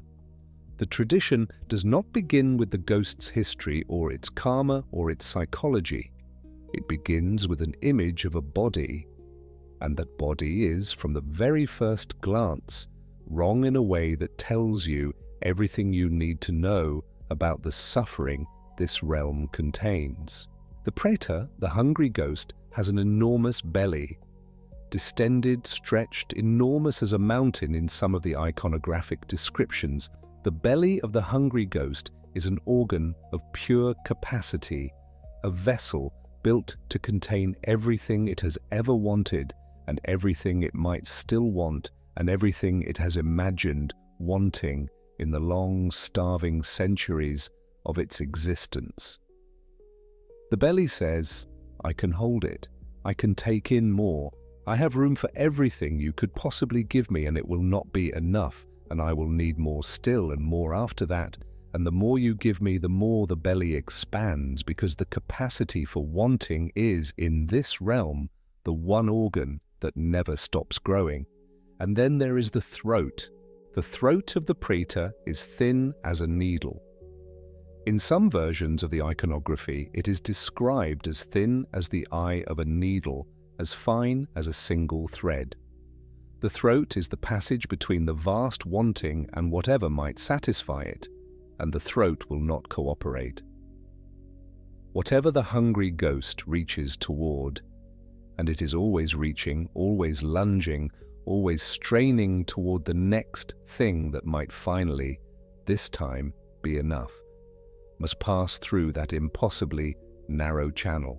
And it cannot, or it barely can, or it arrives so depleted and so diminished by the passage that it satisfies nothing when it reaches the belly that was waiting for it. The tradition adds further refinements to this suffering, as if the anatomy were not cruel enough on its own. In some descriptions, the food that the hungry ghost finally reaches turns to fire in its mouth before it can be swallowed. In others, it turns to filth. In others, still it simply vanishes. The hand closes on what seemed real and tangible and desperately needed, and opens onto nothing. The meal was always already gone. The satisfaction was always already a mirage. The getting was, in some fundamental way that the hungry ghost can never quite absorb or accept, structurally impossible. And still the ghost reaches, still the belly aches, still the throat remains a needle, and the wanting remains a mountain, and the gap between them remains exactly as wide as it has ever been, which is to say, infinite. Notice what the tradition has done here. It has built a cosmological realm around a single image of structural impossibility, not a temporary frustration, not a bad day, not a run of bad luck, but an anatomy in which the capacity to want and the capacity to receive are so catastrophically mismatched that satisfaction is not merely difficult, but physically impossible, built into the body of the being itself. The ghost does not suffer because the world has failed it. The ghost suffers because the ghost has become a shape that cannot be filled. This is the realm driven by greed, by craving in its most compulsive and consuming form, what the tradition calls lobha or raga in its insatiable register. The rooster at the wheel's hub, spinning its particular thread of suffering through the cosmological loom. But the hungry ghost is not simply greedy in the ordinary sense, the way a child is greedy with cake or a politician is greedy with power. The hungry ghost is something more precise and more disturbing than that. The hungry ghost is a being for whom the act of wanting has become entirely decoupled from any possibility of being satisfied. The wanting no longer points toward a real object. The wanting is the state. If you have ever found yourself in a quiet moment late at night, reaching for your phone for the 12th time in an hour without knowing why, scrolling through images of things you do not particularly want, buying something, and feeling the glow evaporate before the package has even arrived, eating past the point of hunger towards some other satisfaction that food was never going to provide, then you have touched the edge of this realm. Not arrived in it, perhaps, but touched it, felt the needle throat of it, the way the consumption and the craving are somehow running on separate tracks that never quite meet. The tradition names this with unflinching clarity. The poison of the hungry ghost realm is not that the world lacks sufficient supply. The poison is internal, structural, and self-perpetuating. The more the ghost consumes, the hungrier it becomes. The appetite is not an instrument pointing toward food. The appetite has become the entire landscape, the only weather, the air itself. Modern teachers and commentators have noted, and it is hard to argue with them, that the hungry ghost is perhaps the most immediately recognizable of all 6 realms for anyone living in the consuming cultures of the contemporary world. The economics of certain industries are organized with remarkable precision around the principle that satisfaction must always be deferred, always just slightly out of reach, always requiring one more purchase, one more click, one more hit of whatever the product happens to be. The needle throat is not a flaw in the business model. The needle throat is the business model. And the tradition would say this was always what greed at sufficient intensity would produce. Not wealth, not happiness, a needle throat, an endless belly, a reaching hand that closes on fire. There are texts in certain Buddhist traditions that describe the different subtypes of hungry ghosts with almost clinical attention to detail. Ghosts that can see food but cannot approach it. Ghosts that can approach food but cannot touch it. Ghosts that can touch it but find it bursts into flame. Ghosts that survive on scraps and smell, and the faint memory of what it felt like once before the craving became its own universe, to be satisfied. The variety of the suffering is almost compassionate in its specificity, as if the tradition wanted to make sure that every flavor of insatiability had been seen and named, so that no being suffering in that way would feel unseen. In East Asian Buddhist cultures, the pretas, the hungry ghosts, became the recipients of a specific ritual practice, a festival, and a set of offerings designed to address their suffering directly. The Ulambana festival, observed in communities across East Asia, involves the making of food offerings to the hungry ghosts, a way of feeding those whose condition otherwise makes feeding impossible. The gesture is a form of compassion extended even to the most difficult and the most consuming form of suffering, a recognition that the ghost is not to be judged or condemned, but to be met with whatever can be offered across the distance of realms. That too is part of the tradition's teaching here. The hungry ghost is not a metaphor for the unworthy or the contemptible. The hungry ghost is a suffering being, and the appropriate response to a suffering being is compassion, not contempt. The ritual offerings remind the living that even the most extreme forms of wanting are worthy of being met with care. Take a slow breath here. Notice the chest rising and falling. Notice that you are, in this moment, receiving something, air, quiet, the small satisfaction of breathing, and that it is, in this moment, enough. Not because there is nothing left to want, but because the breath is here and it is real, and the wanting has, for a moment, gone still. When you are ready, we will move further along the wheel. Below the hungry ghost realm, at the very bottom of the turning, the tradition places the hell realms. And here, perhaps more than anywhere else in the map, the audience arriving from a culture shaped by Abrahamic religion will feel the gravitational pull of a familiar frame, one that is, the tradition insists, almost exactly wrong. The hell realms, the Naraka, are not in Buddhist cosmology eternal. They are not the judgment of a creator deity. They are not a punishment imposed from outside the being by a divine authority that has weighed the soul and found it insufficient. They are not forever. This is not a small distinction. It is arguably the most important structural difference between the Buddhist hells and the hell that most people in certain cultural contexts will instinctively imagine when they hear the word. The permanent hell, the hell of infinite duration, presided over by a judging God from which there is no return, is a theological statement about the ultimate nature of certain moral failures. The Buddhist Naraka is something else entirely, a temporary, self-generated consequence of certain extreme negative actions powered by karma and scheduled to end exactly when the karmic force that produced it is exhausted. The being in the hell realm is not there because God found them wanting. The being is there because their own actions, their own hatred, their own destructiveness, their own capacity for harm accumulated a karmic weight that, when the mechanism of karma sorted them into their next rebirth, placed them in the most intense and prolonged form of suffering that the wheel contains.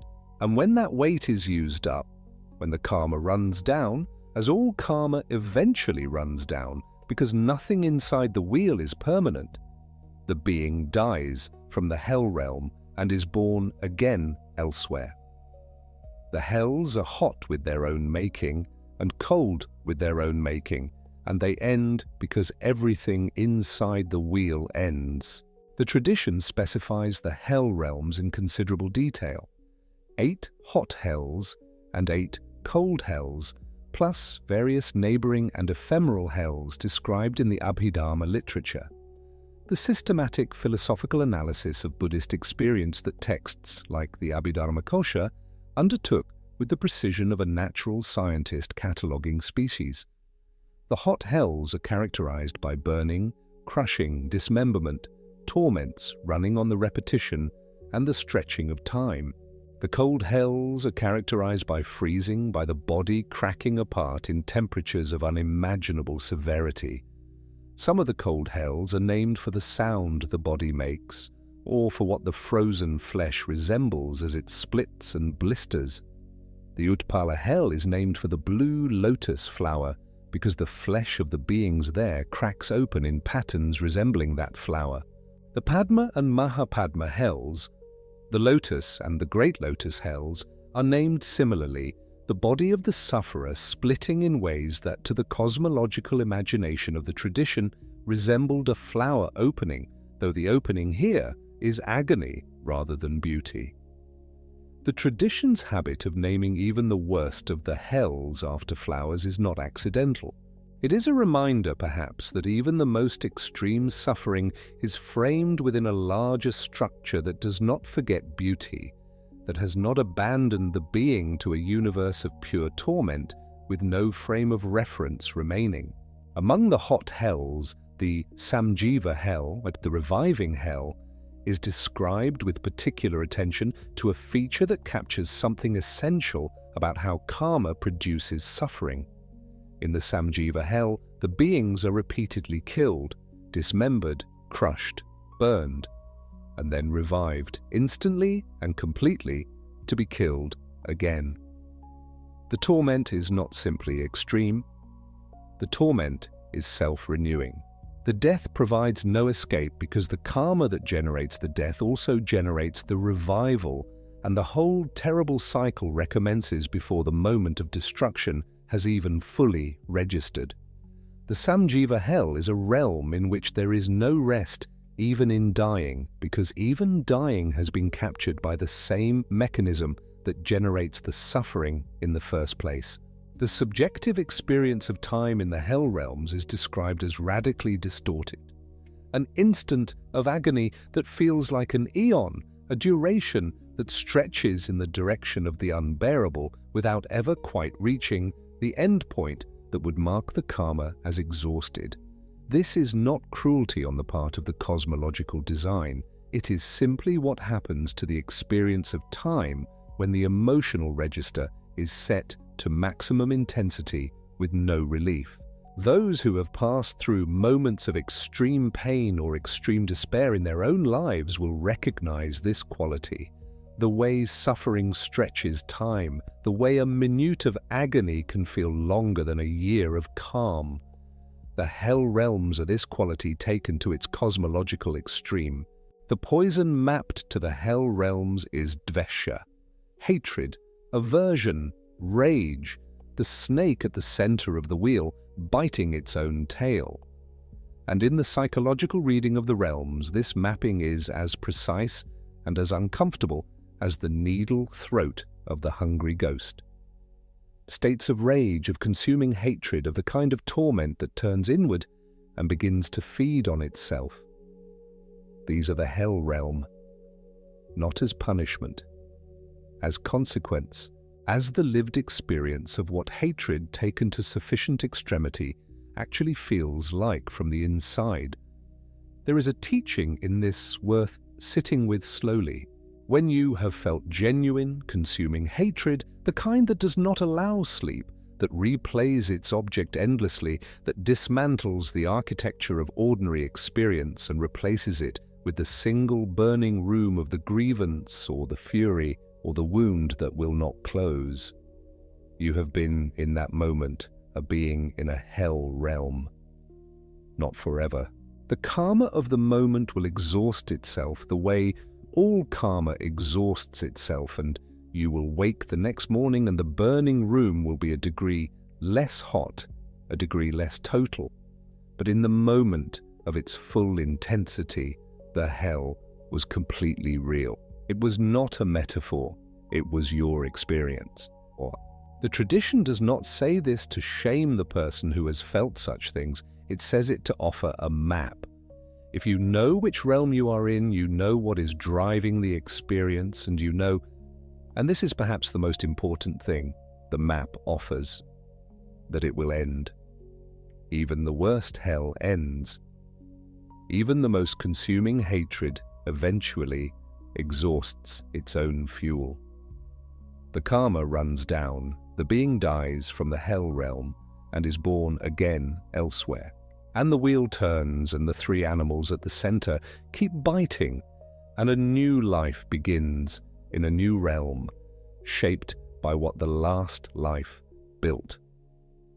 The logic of the hell realm does not require you to believe in a literal rebirth into a cosmological place of torment to be useful. It requires only that you recognize the emotional state it describes, and that you understand what drives it, and that you carry with you the knowledge, so easily lost in the white heat of rage, that this state is not permanent, that it has a bottom, that even here, at the lowest point of the wheel is still turning. Take a slow breath. Let the image of the wheel turn gently in the mind. Notice where you are in this moment on the spoke. Notice the quiet room, the soft dark, the body settling deeper into rest.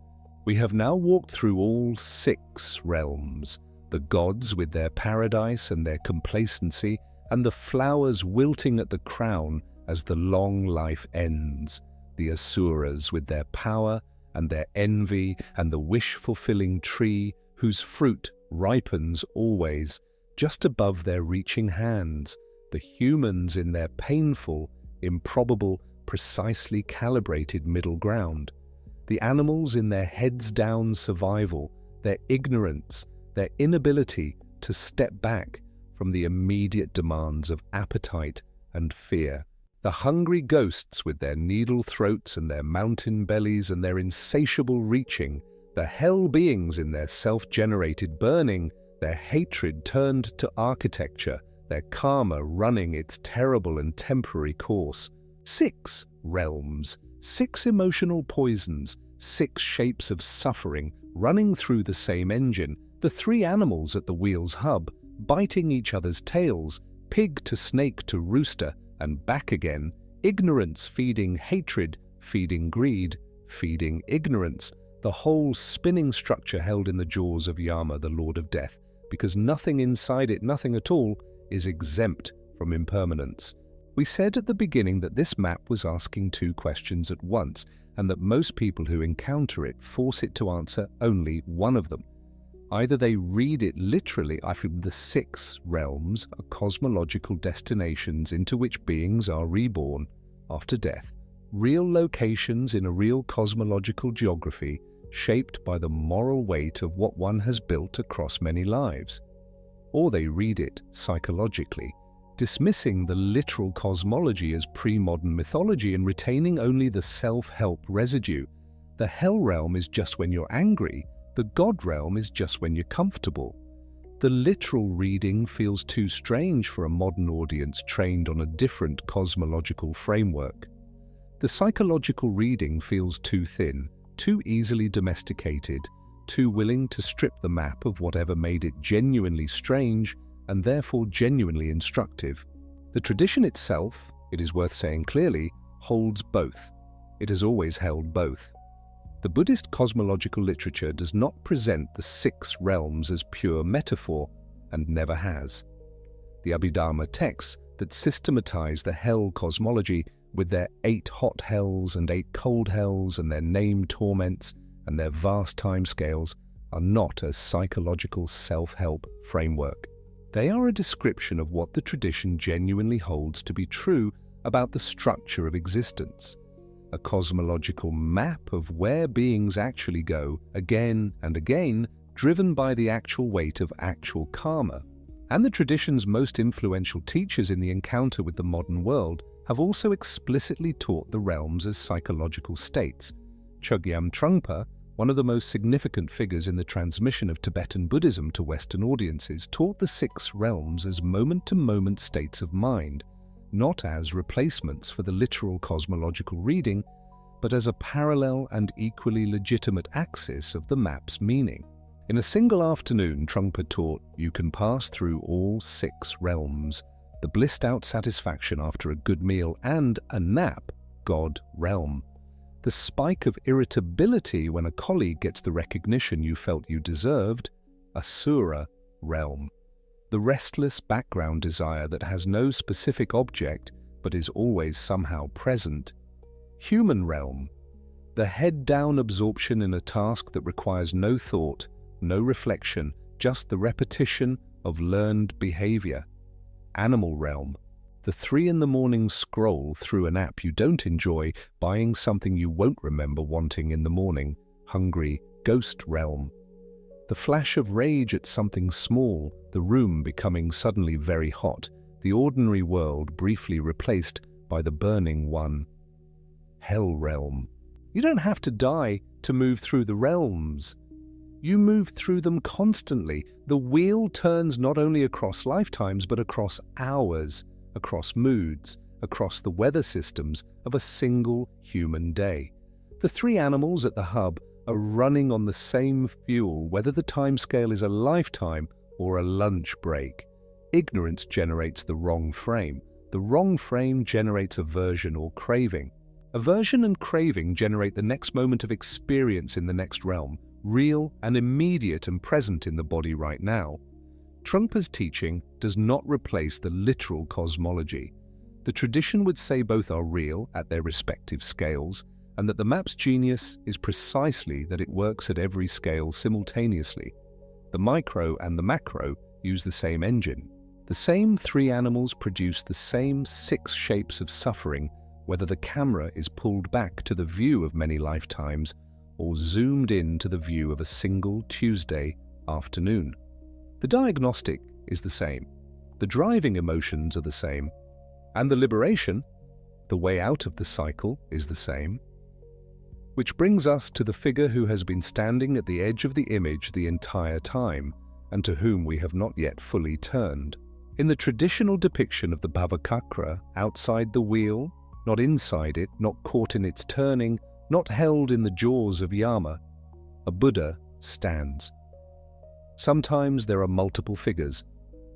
Sometimes the gesture is toward the moon, sometimes toward a text, but always the gesture is clear. It points away from the wheel, beyond its rim, towards something the wheel does not contain.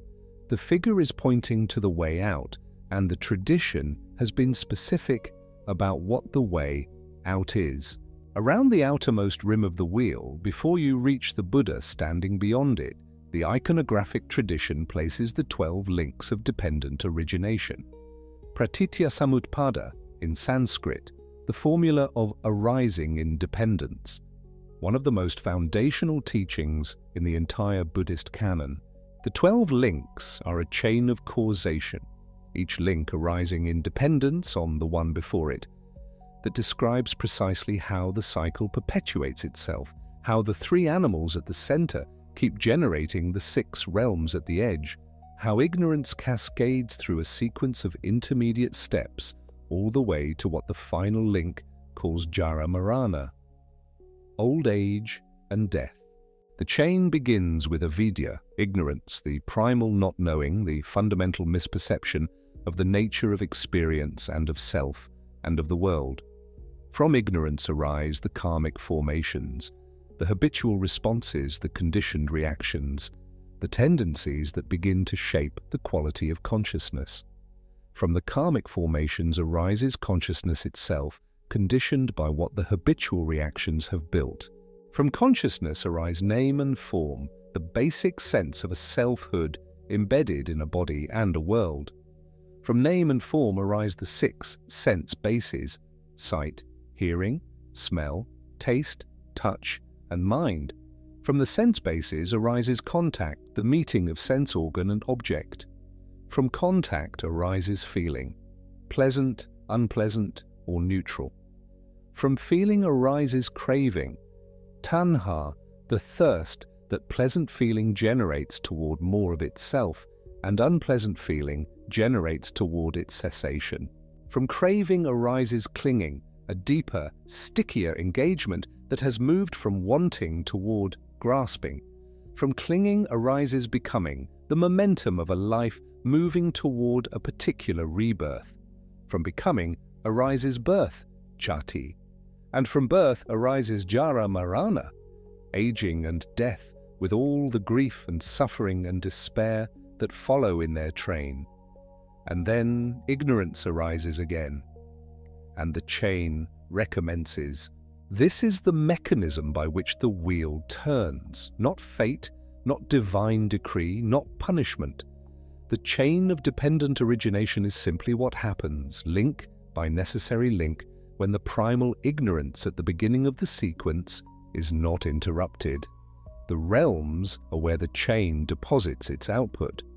The three animals at the hub are the engine that drives the chain, and the 12 links on the rim are the causal structure of the entire process, painted there so that anyone who looks at the wheel can see not only where beings are suffering, but why, what is generating the suffering at every level, right down to the individual link. The way out, the tradition says, is to break the chain, and the chain can be broken at more than one point. The classical teaching identifies craving, tanha, the 8th link, as the pivotal point of intervention. Craving is the hinge between what has already happened, ignorance, the conditioned formations, the sense contact, the feeling, and what the chain will go on to produce, clinging, becoming, birth, suffering. Feelings arise, pleasant or unpleasant, but the arising of feeling is not yet suffering. Suffering begins when craving attaches to the feeling, when the pleasant feeling immediately generates the demand for more, and the unpleasant feeling immediately generates the demand for its cessation. Between feeling and craving, there is a moment, a gap, the tradition says, a genuine space of potential in which something else is possible. If that space can be found and held, if the feeling can be met with awareness rather than immediately converted into craving, the chain is interrupted. The next link does not arise. The becoming that would have carried the being into the next round of suffering does not gather its momentum. The wheel, in that moment, stops driving. The other classical point of intervention is at the very beginning, ignorance itself. Cut avidya, cut the primal misperception of the nature of experience, and the entire cascade has no root to grow from. This is the deeper liberation. Not the management of craving link by link, but the extinguishing of the ignorance that makes craving feel necessary and real in the first place.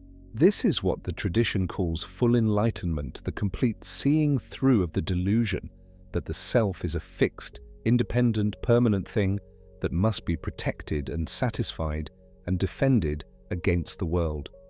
When that delusion is seen through completely, the rooster at the hub stops spinning, and the snake and the pig, which depended on the rooster's momentum, slow down and still. The chain has no beginning, the realm has no birth to drop a being into. Liberation, nirvana, the tradition calls it, or moksha, the release, is not a promotion to a better realm inside the wheel. This is critical, and it is the point most misread by audiences who arrive at the map with an Abrahamic frame. The goal is not to work your way up from the hells to the human realm to the God realm and then to a sort of supreme God realm at the top. The God realm is still inside the wheel. It is still held in Yama's jaws. It still ends. The highest heaven in the Buddhist cosmological map is still subject to impermanence, still eventually exhaled, still eventually delivered back into the turning cycle when the karma that produced it runs down. Nirvana is outside the wheel. The figure pointing is not pointing to a better section of the wheel. The figure is pointing beyond the wheel's rim to a state of being that the wheel's logic cannot contain, cannot produce, cannot corrupt, and cannot end. The three animals do not reach it. The jaws of Yama do not close on it. The karma that sorts beings into realms has no purchase on it, because there is no longer a being constituted by ignorance and craving to be sorted. This is what the Buddha outside the wheel represents, not the ideal destination within the system, but the possibility of stepping out of the system entirely. And now we return to the human realm, the spoke where you are, the realm the tradition prizes so highly and whose value has nothing to do with how pleasant it is. The human realm is the launchpad not because it is comfortable. The 8 sufferings, birth, aging, sickness, death, separation from what one loves, union with what one hates, not getting what one wants, and the suffering built into clinging to a sense of self. These are not accidentally distributed across the human lifespan. They are systematic. They are, the tradition says, the basic texture of what it is to be here, in this realm, with this kind of body and this kind of consciousness and this kind of relationship to time. The human realm is full of suffering. There is no Buddhist teaching that denies this or softens it or suggests that with the right attitude, the 8 sufferings stop being suffering. What the tradition says is something more interesting than that. It says that the suffering is precisely what makes this realm the place where liberation becomes possible. The gods do not awaken because they feel no urgency. The hell beings cannot practice because the torment leaves no room for anything but the torment. The hungry ghosts cannot practice because the craving occupies the entire interior, leaving no space for the kind of still, reflective awareness that practice requires. The animals cannot practice because they lack the cognitive freedom to step back from instinct and examine the nature of their experience.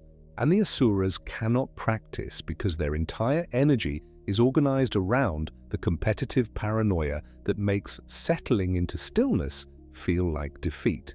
Only the human realm has the specific combination the path requires. Enough suffering to generate genuine motivation. Not the performance of motivation, not the idea of wanting to be free, but the actual felt urgency of a being that has been hurt enough times in enough ways to be truly and deeply finished with being hurt in this particular way forever. And enough freedom, enough space in the schedule, enough intelligence, enough physical and cognitive capacity, enough access to teachings, enough relief from the most acute forms of torment to actually do the work that liberation requires. The tradition formalizes this as the precious human rebirth, not mere humanity, which is common enough within the human realm, but the specific configuration of freedoms and endowments that makes the path actually walkable rather than merely theoretically available. The 8 freedoms are the conditions you are not in a hell, not an animal, not a hungry ghost, not a god too absorbed in pleasure to hear the teaching, not born in a place or time where the teaching is entirely unavailable. The 10 endowments are the conditions you are in: a functioning human body, a place where teaching is present and accessible, the basic faculties required for practice, and a certain quality of aspiration or orientation toward the path itself. Most of these the tradition notes with a gentleness that does not soften the point. Most people in the human realm do not have the precious rebirth in the technical sense. They are human, but the specific configuration of conditions that makes the path walkable is not guaranteed simply by being born in a human body. The blind turtle and the golden yolk floating in the vast ocean, the turtle surfacing once in 100 years. This is the tradition's attempt to give the mind some scale for how remarkable it is when those conditions do align, not to produce anxiety or guilt or the pressure of a cosmic deadline, but to produce the specific quality of attention that arises in a being who has genuinely understood that something rare is present and available and will not always be. And so the map closes. The 6 realms have been walked. The 3 animals at the center have been named. The jaws of Yama holding the entire wheel have been seen. The 12 links running around the rim have been laid out, link by link, cause by consequence, from the primal ignorance at the beginning to the aging and death at the end. The Buddha outside the wheel has been pointing the entire time, and the map says something that is, when you sit with it in the quiet and the dark, genuinely strange and genuinely kind. It says that suffering is not the enemy of the path. Suffering is the engine of it, not because suffering is good or because the tradition is asking anyone to seek more of it, or because the torments of the hell realm or the insatiability of the hungry ghost are somehow to be celebrated, but because without the friction of suffering, the motivation to step off the wheel does not arise. Without the ache of the 8 sufferings in the human realm, the question does not get asked in the way that is serious enough to move a being all the way to liberation. The tradition has built into the very heart of its cosmological map a profound inversion of the intuition most people bring to it. The places of greatest ease, the God realm, the paradise of long lifespans and sensory pleasure, and the absence of hardship, are the places where liberation is least likely to arise. And the place of imperfect, uncomfortable, ordinary, recurring suffering that constitutes the human realm is the place where liberation is most likely to arise, because it is the one place where the conditions are precisely calibrated for the question to arise with enough force to actually be followed. Suffering in this map is not the failure of the system. Suffering is the system teaching. The suffering of the human realm is not a malfunction. It is an invitation, persistent, sometimes painful, sometimes devastating, always instructive, toward the one question that can step a being off the wheel entirely. What is actually happening here, and is there a way to stop adding to it? The pig at the center spins the ignorance that makes the question feel impossible to answer, or unnecessary, or dangerous. The snake spins the aversion that makes the question feel like an attack, something to be defended against. The rooster spins the craving that makes the question feel beside the point, because surely satisfaction is just one more thing away, one more acquisition or achievement or experience away, and then the question will resolve itself without having to be faced directly. But the question persists, in the quiet moments, in the dark. In the nights when sleep doesn't come easily, and the mind wanders through its inventory of accumulated experience and finds it both full and somehow insufficient, both complete and somehow still reaching for something it has not yet named. The wheel turns, the 3 animals spin. Yama holds it all in his jaws, and outside the rim the figure points, not at a better section of the wheel, not at a technique for accumulating better karma to reach a higher realm, not at the instructions for becoming a god or avoiding a ghost. The figure points beyond. It points at the possibility, available from where you are, from this particular spoke, from this particular improbable, precious human perch in the middle of all 6 realms, of stepping off the wheel entirely, not by climbing, but by seeing through, not by achieving, but by understanding, not by adding more revolutions to the turning, but by recognizing what the turning is made of and letting it slowly, over the patient turning of attention and practice, and a genuine reckoning with the nature of suffering and its causes still. The Wheel of Life has been hanging at monastery entrances for centuries.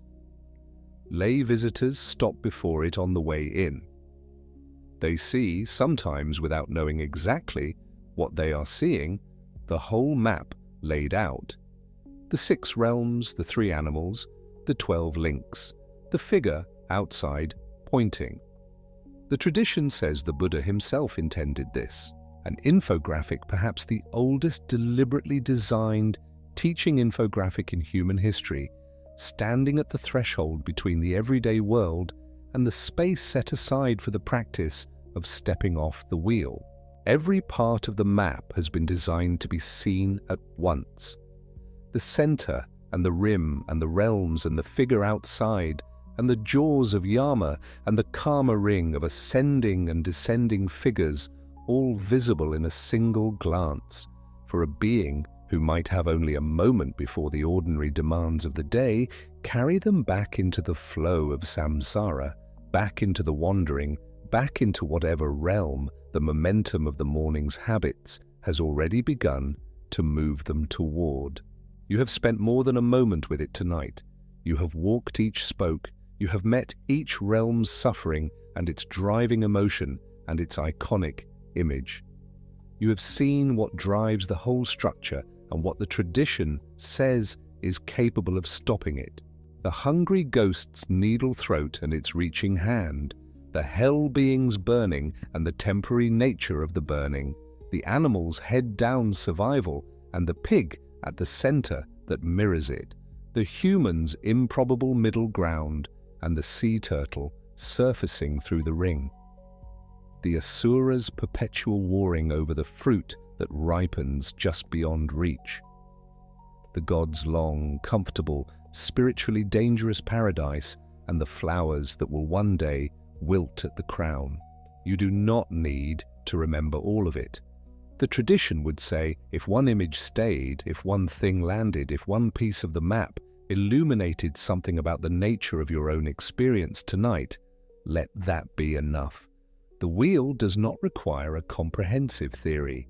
It requires a genuine question followed patiently in the direction of what is actually happening underneath the surface of ordinary experience. The question has been here the whole time. It is here now, quiet and patient, in the dark behind these words. The figure outside the wheel is still pointing. It has been pointing the whole time you have been listening. It will still be pointing when you close your eyes and let the night take the weight of thinking and carry it gently away. You are in the realm where the question can be asked, where it can be followed, where the conditions, imperfect and ordinary, and laced through with the 8 sufferings that make the realm what it is, are precisely, counterintuitively, enough. The 3 animals at the center are still spinning. Of course they are. They have been spinning since before there was a word for spinning, and they will spin through many nights still to come. But you tonight have seen them. And the tradition says that seeing is where everything begins. Take a slow, long breath. Let the wheel turn without you for a moment. Let Yama hold what Yama holds, and let the 12 links run their course in whatever realm they are running their course. And let the Buddha outside the rim keep pointing at whatever the Buddha is pointing at. You don't have to follow the pointing tonight. You don't have to solve the puzzle or break the chain or achieve the liberation or figure out which realm you're in right now and what poison is driving it. You just have to breathe. In the human realm, in the improbable middle, in the ordinary, extraordinary perch where the question is possible and the night is quiet and the wheel, for now, can turn without demanding anything of you at all. This is where we rest. The map has been walked. The 6 realms have been named and seen. The engine at the center has been named and seen. The jaws of Yama and the 12 links and the karma ring and the figure pointing beyond the rim. All of it has been seen and carried through the quiet of this night and set down here in the dark where the wheel turns slowly and the breath rises and falls and the body grows heavy and easy against whatever is holding it. You don't have to carry any of it forward. The map will be there, painted at the monastery gate, patient and precise and full of 3 animals and 6 realms and 1 figure pointing at the moon whenever you are ready to look at it again. Tonight, just rest. The Wheel of Life is a teaching about suffering and about its end and about the strange mercy at the center of the tradition's diagnosis, that you are already, by virtue of being where you are, closer to the door than you knew. The blind turtle has surfaced. The ring is here. The breath is here. That is enough. That is more than enough. sleep well, and welcome to Relaxing Subject. Subject closed for the night. Let it all relax away.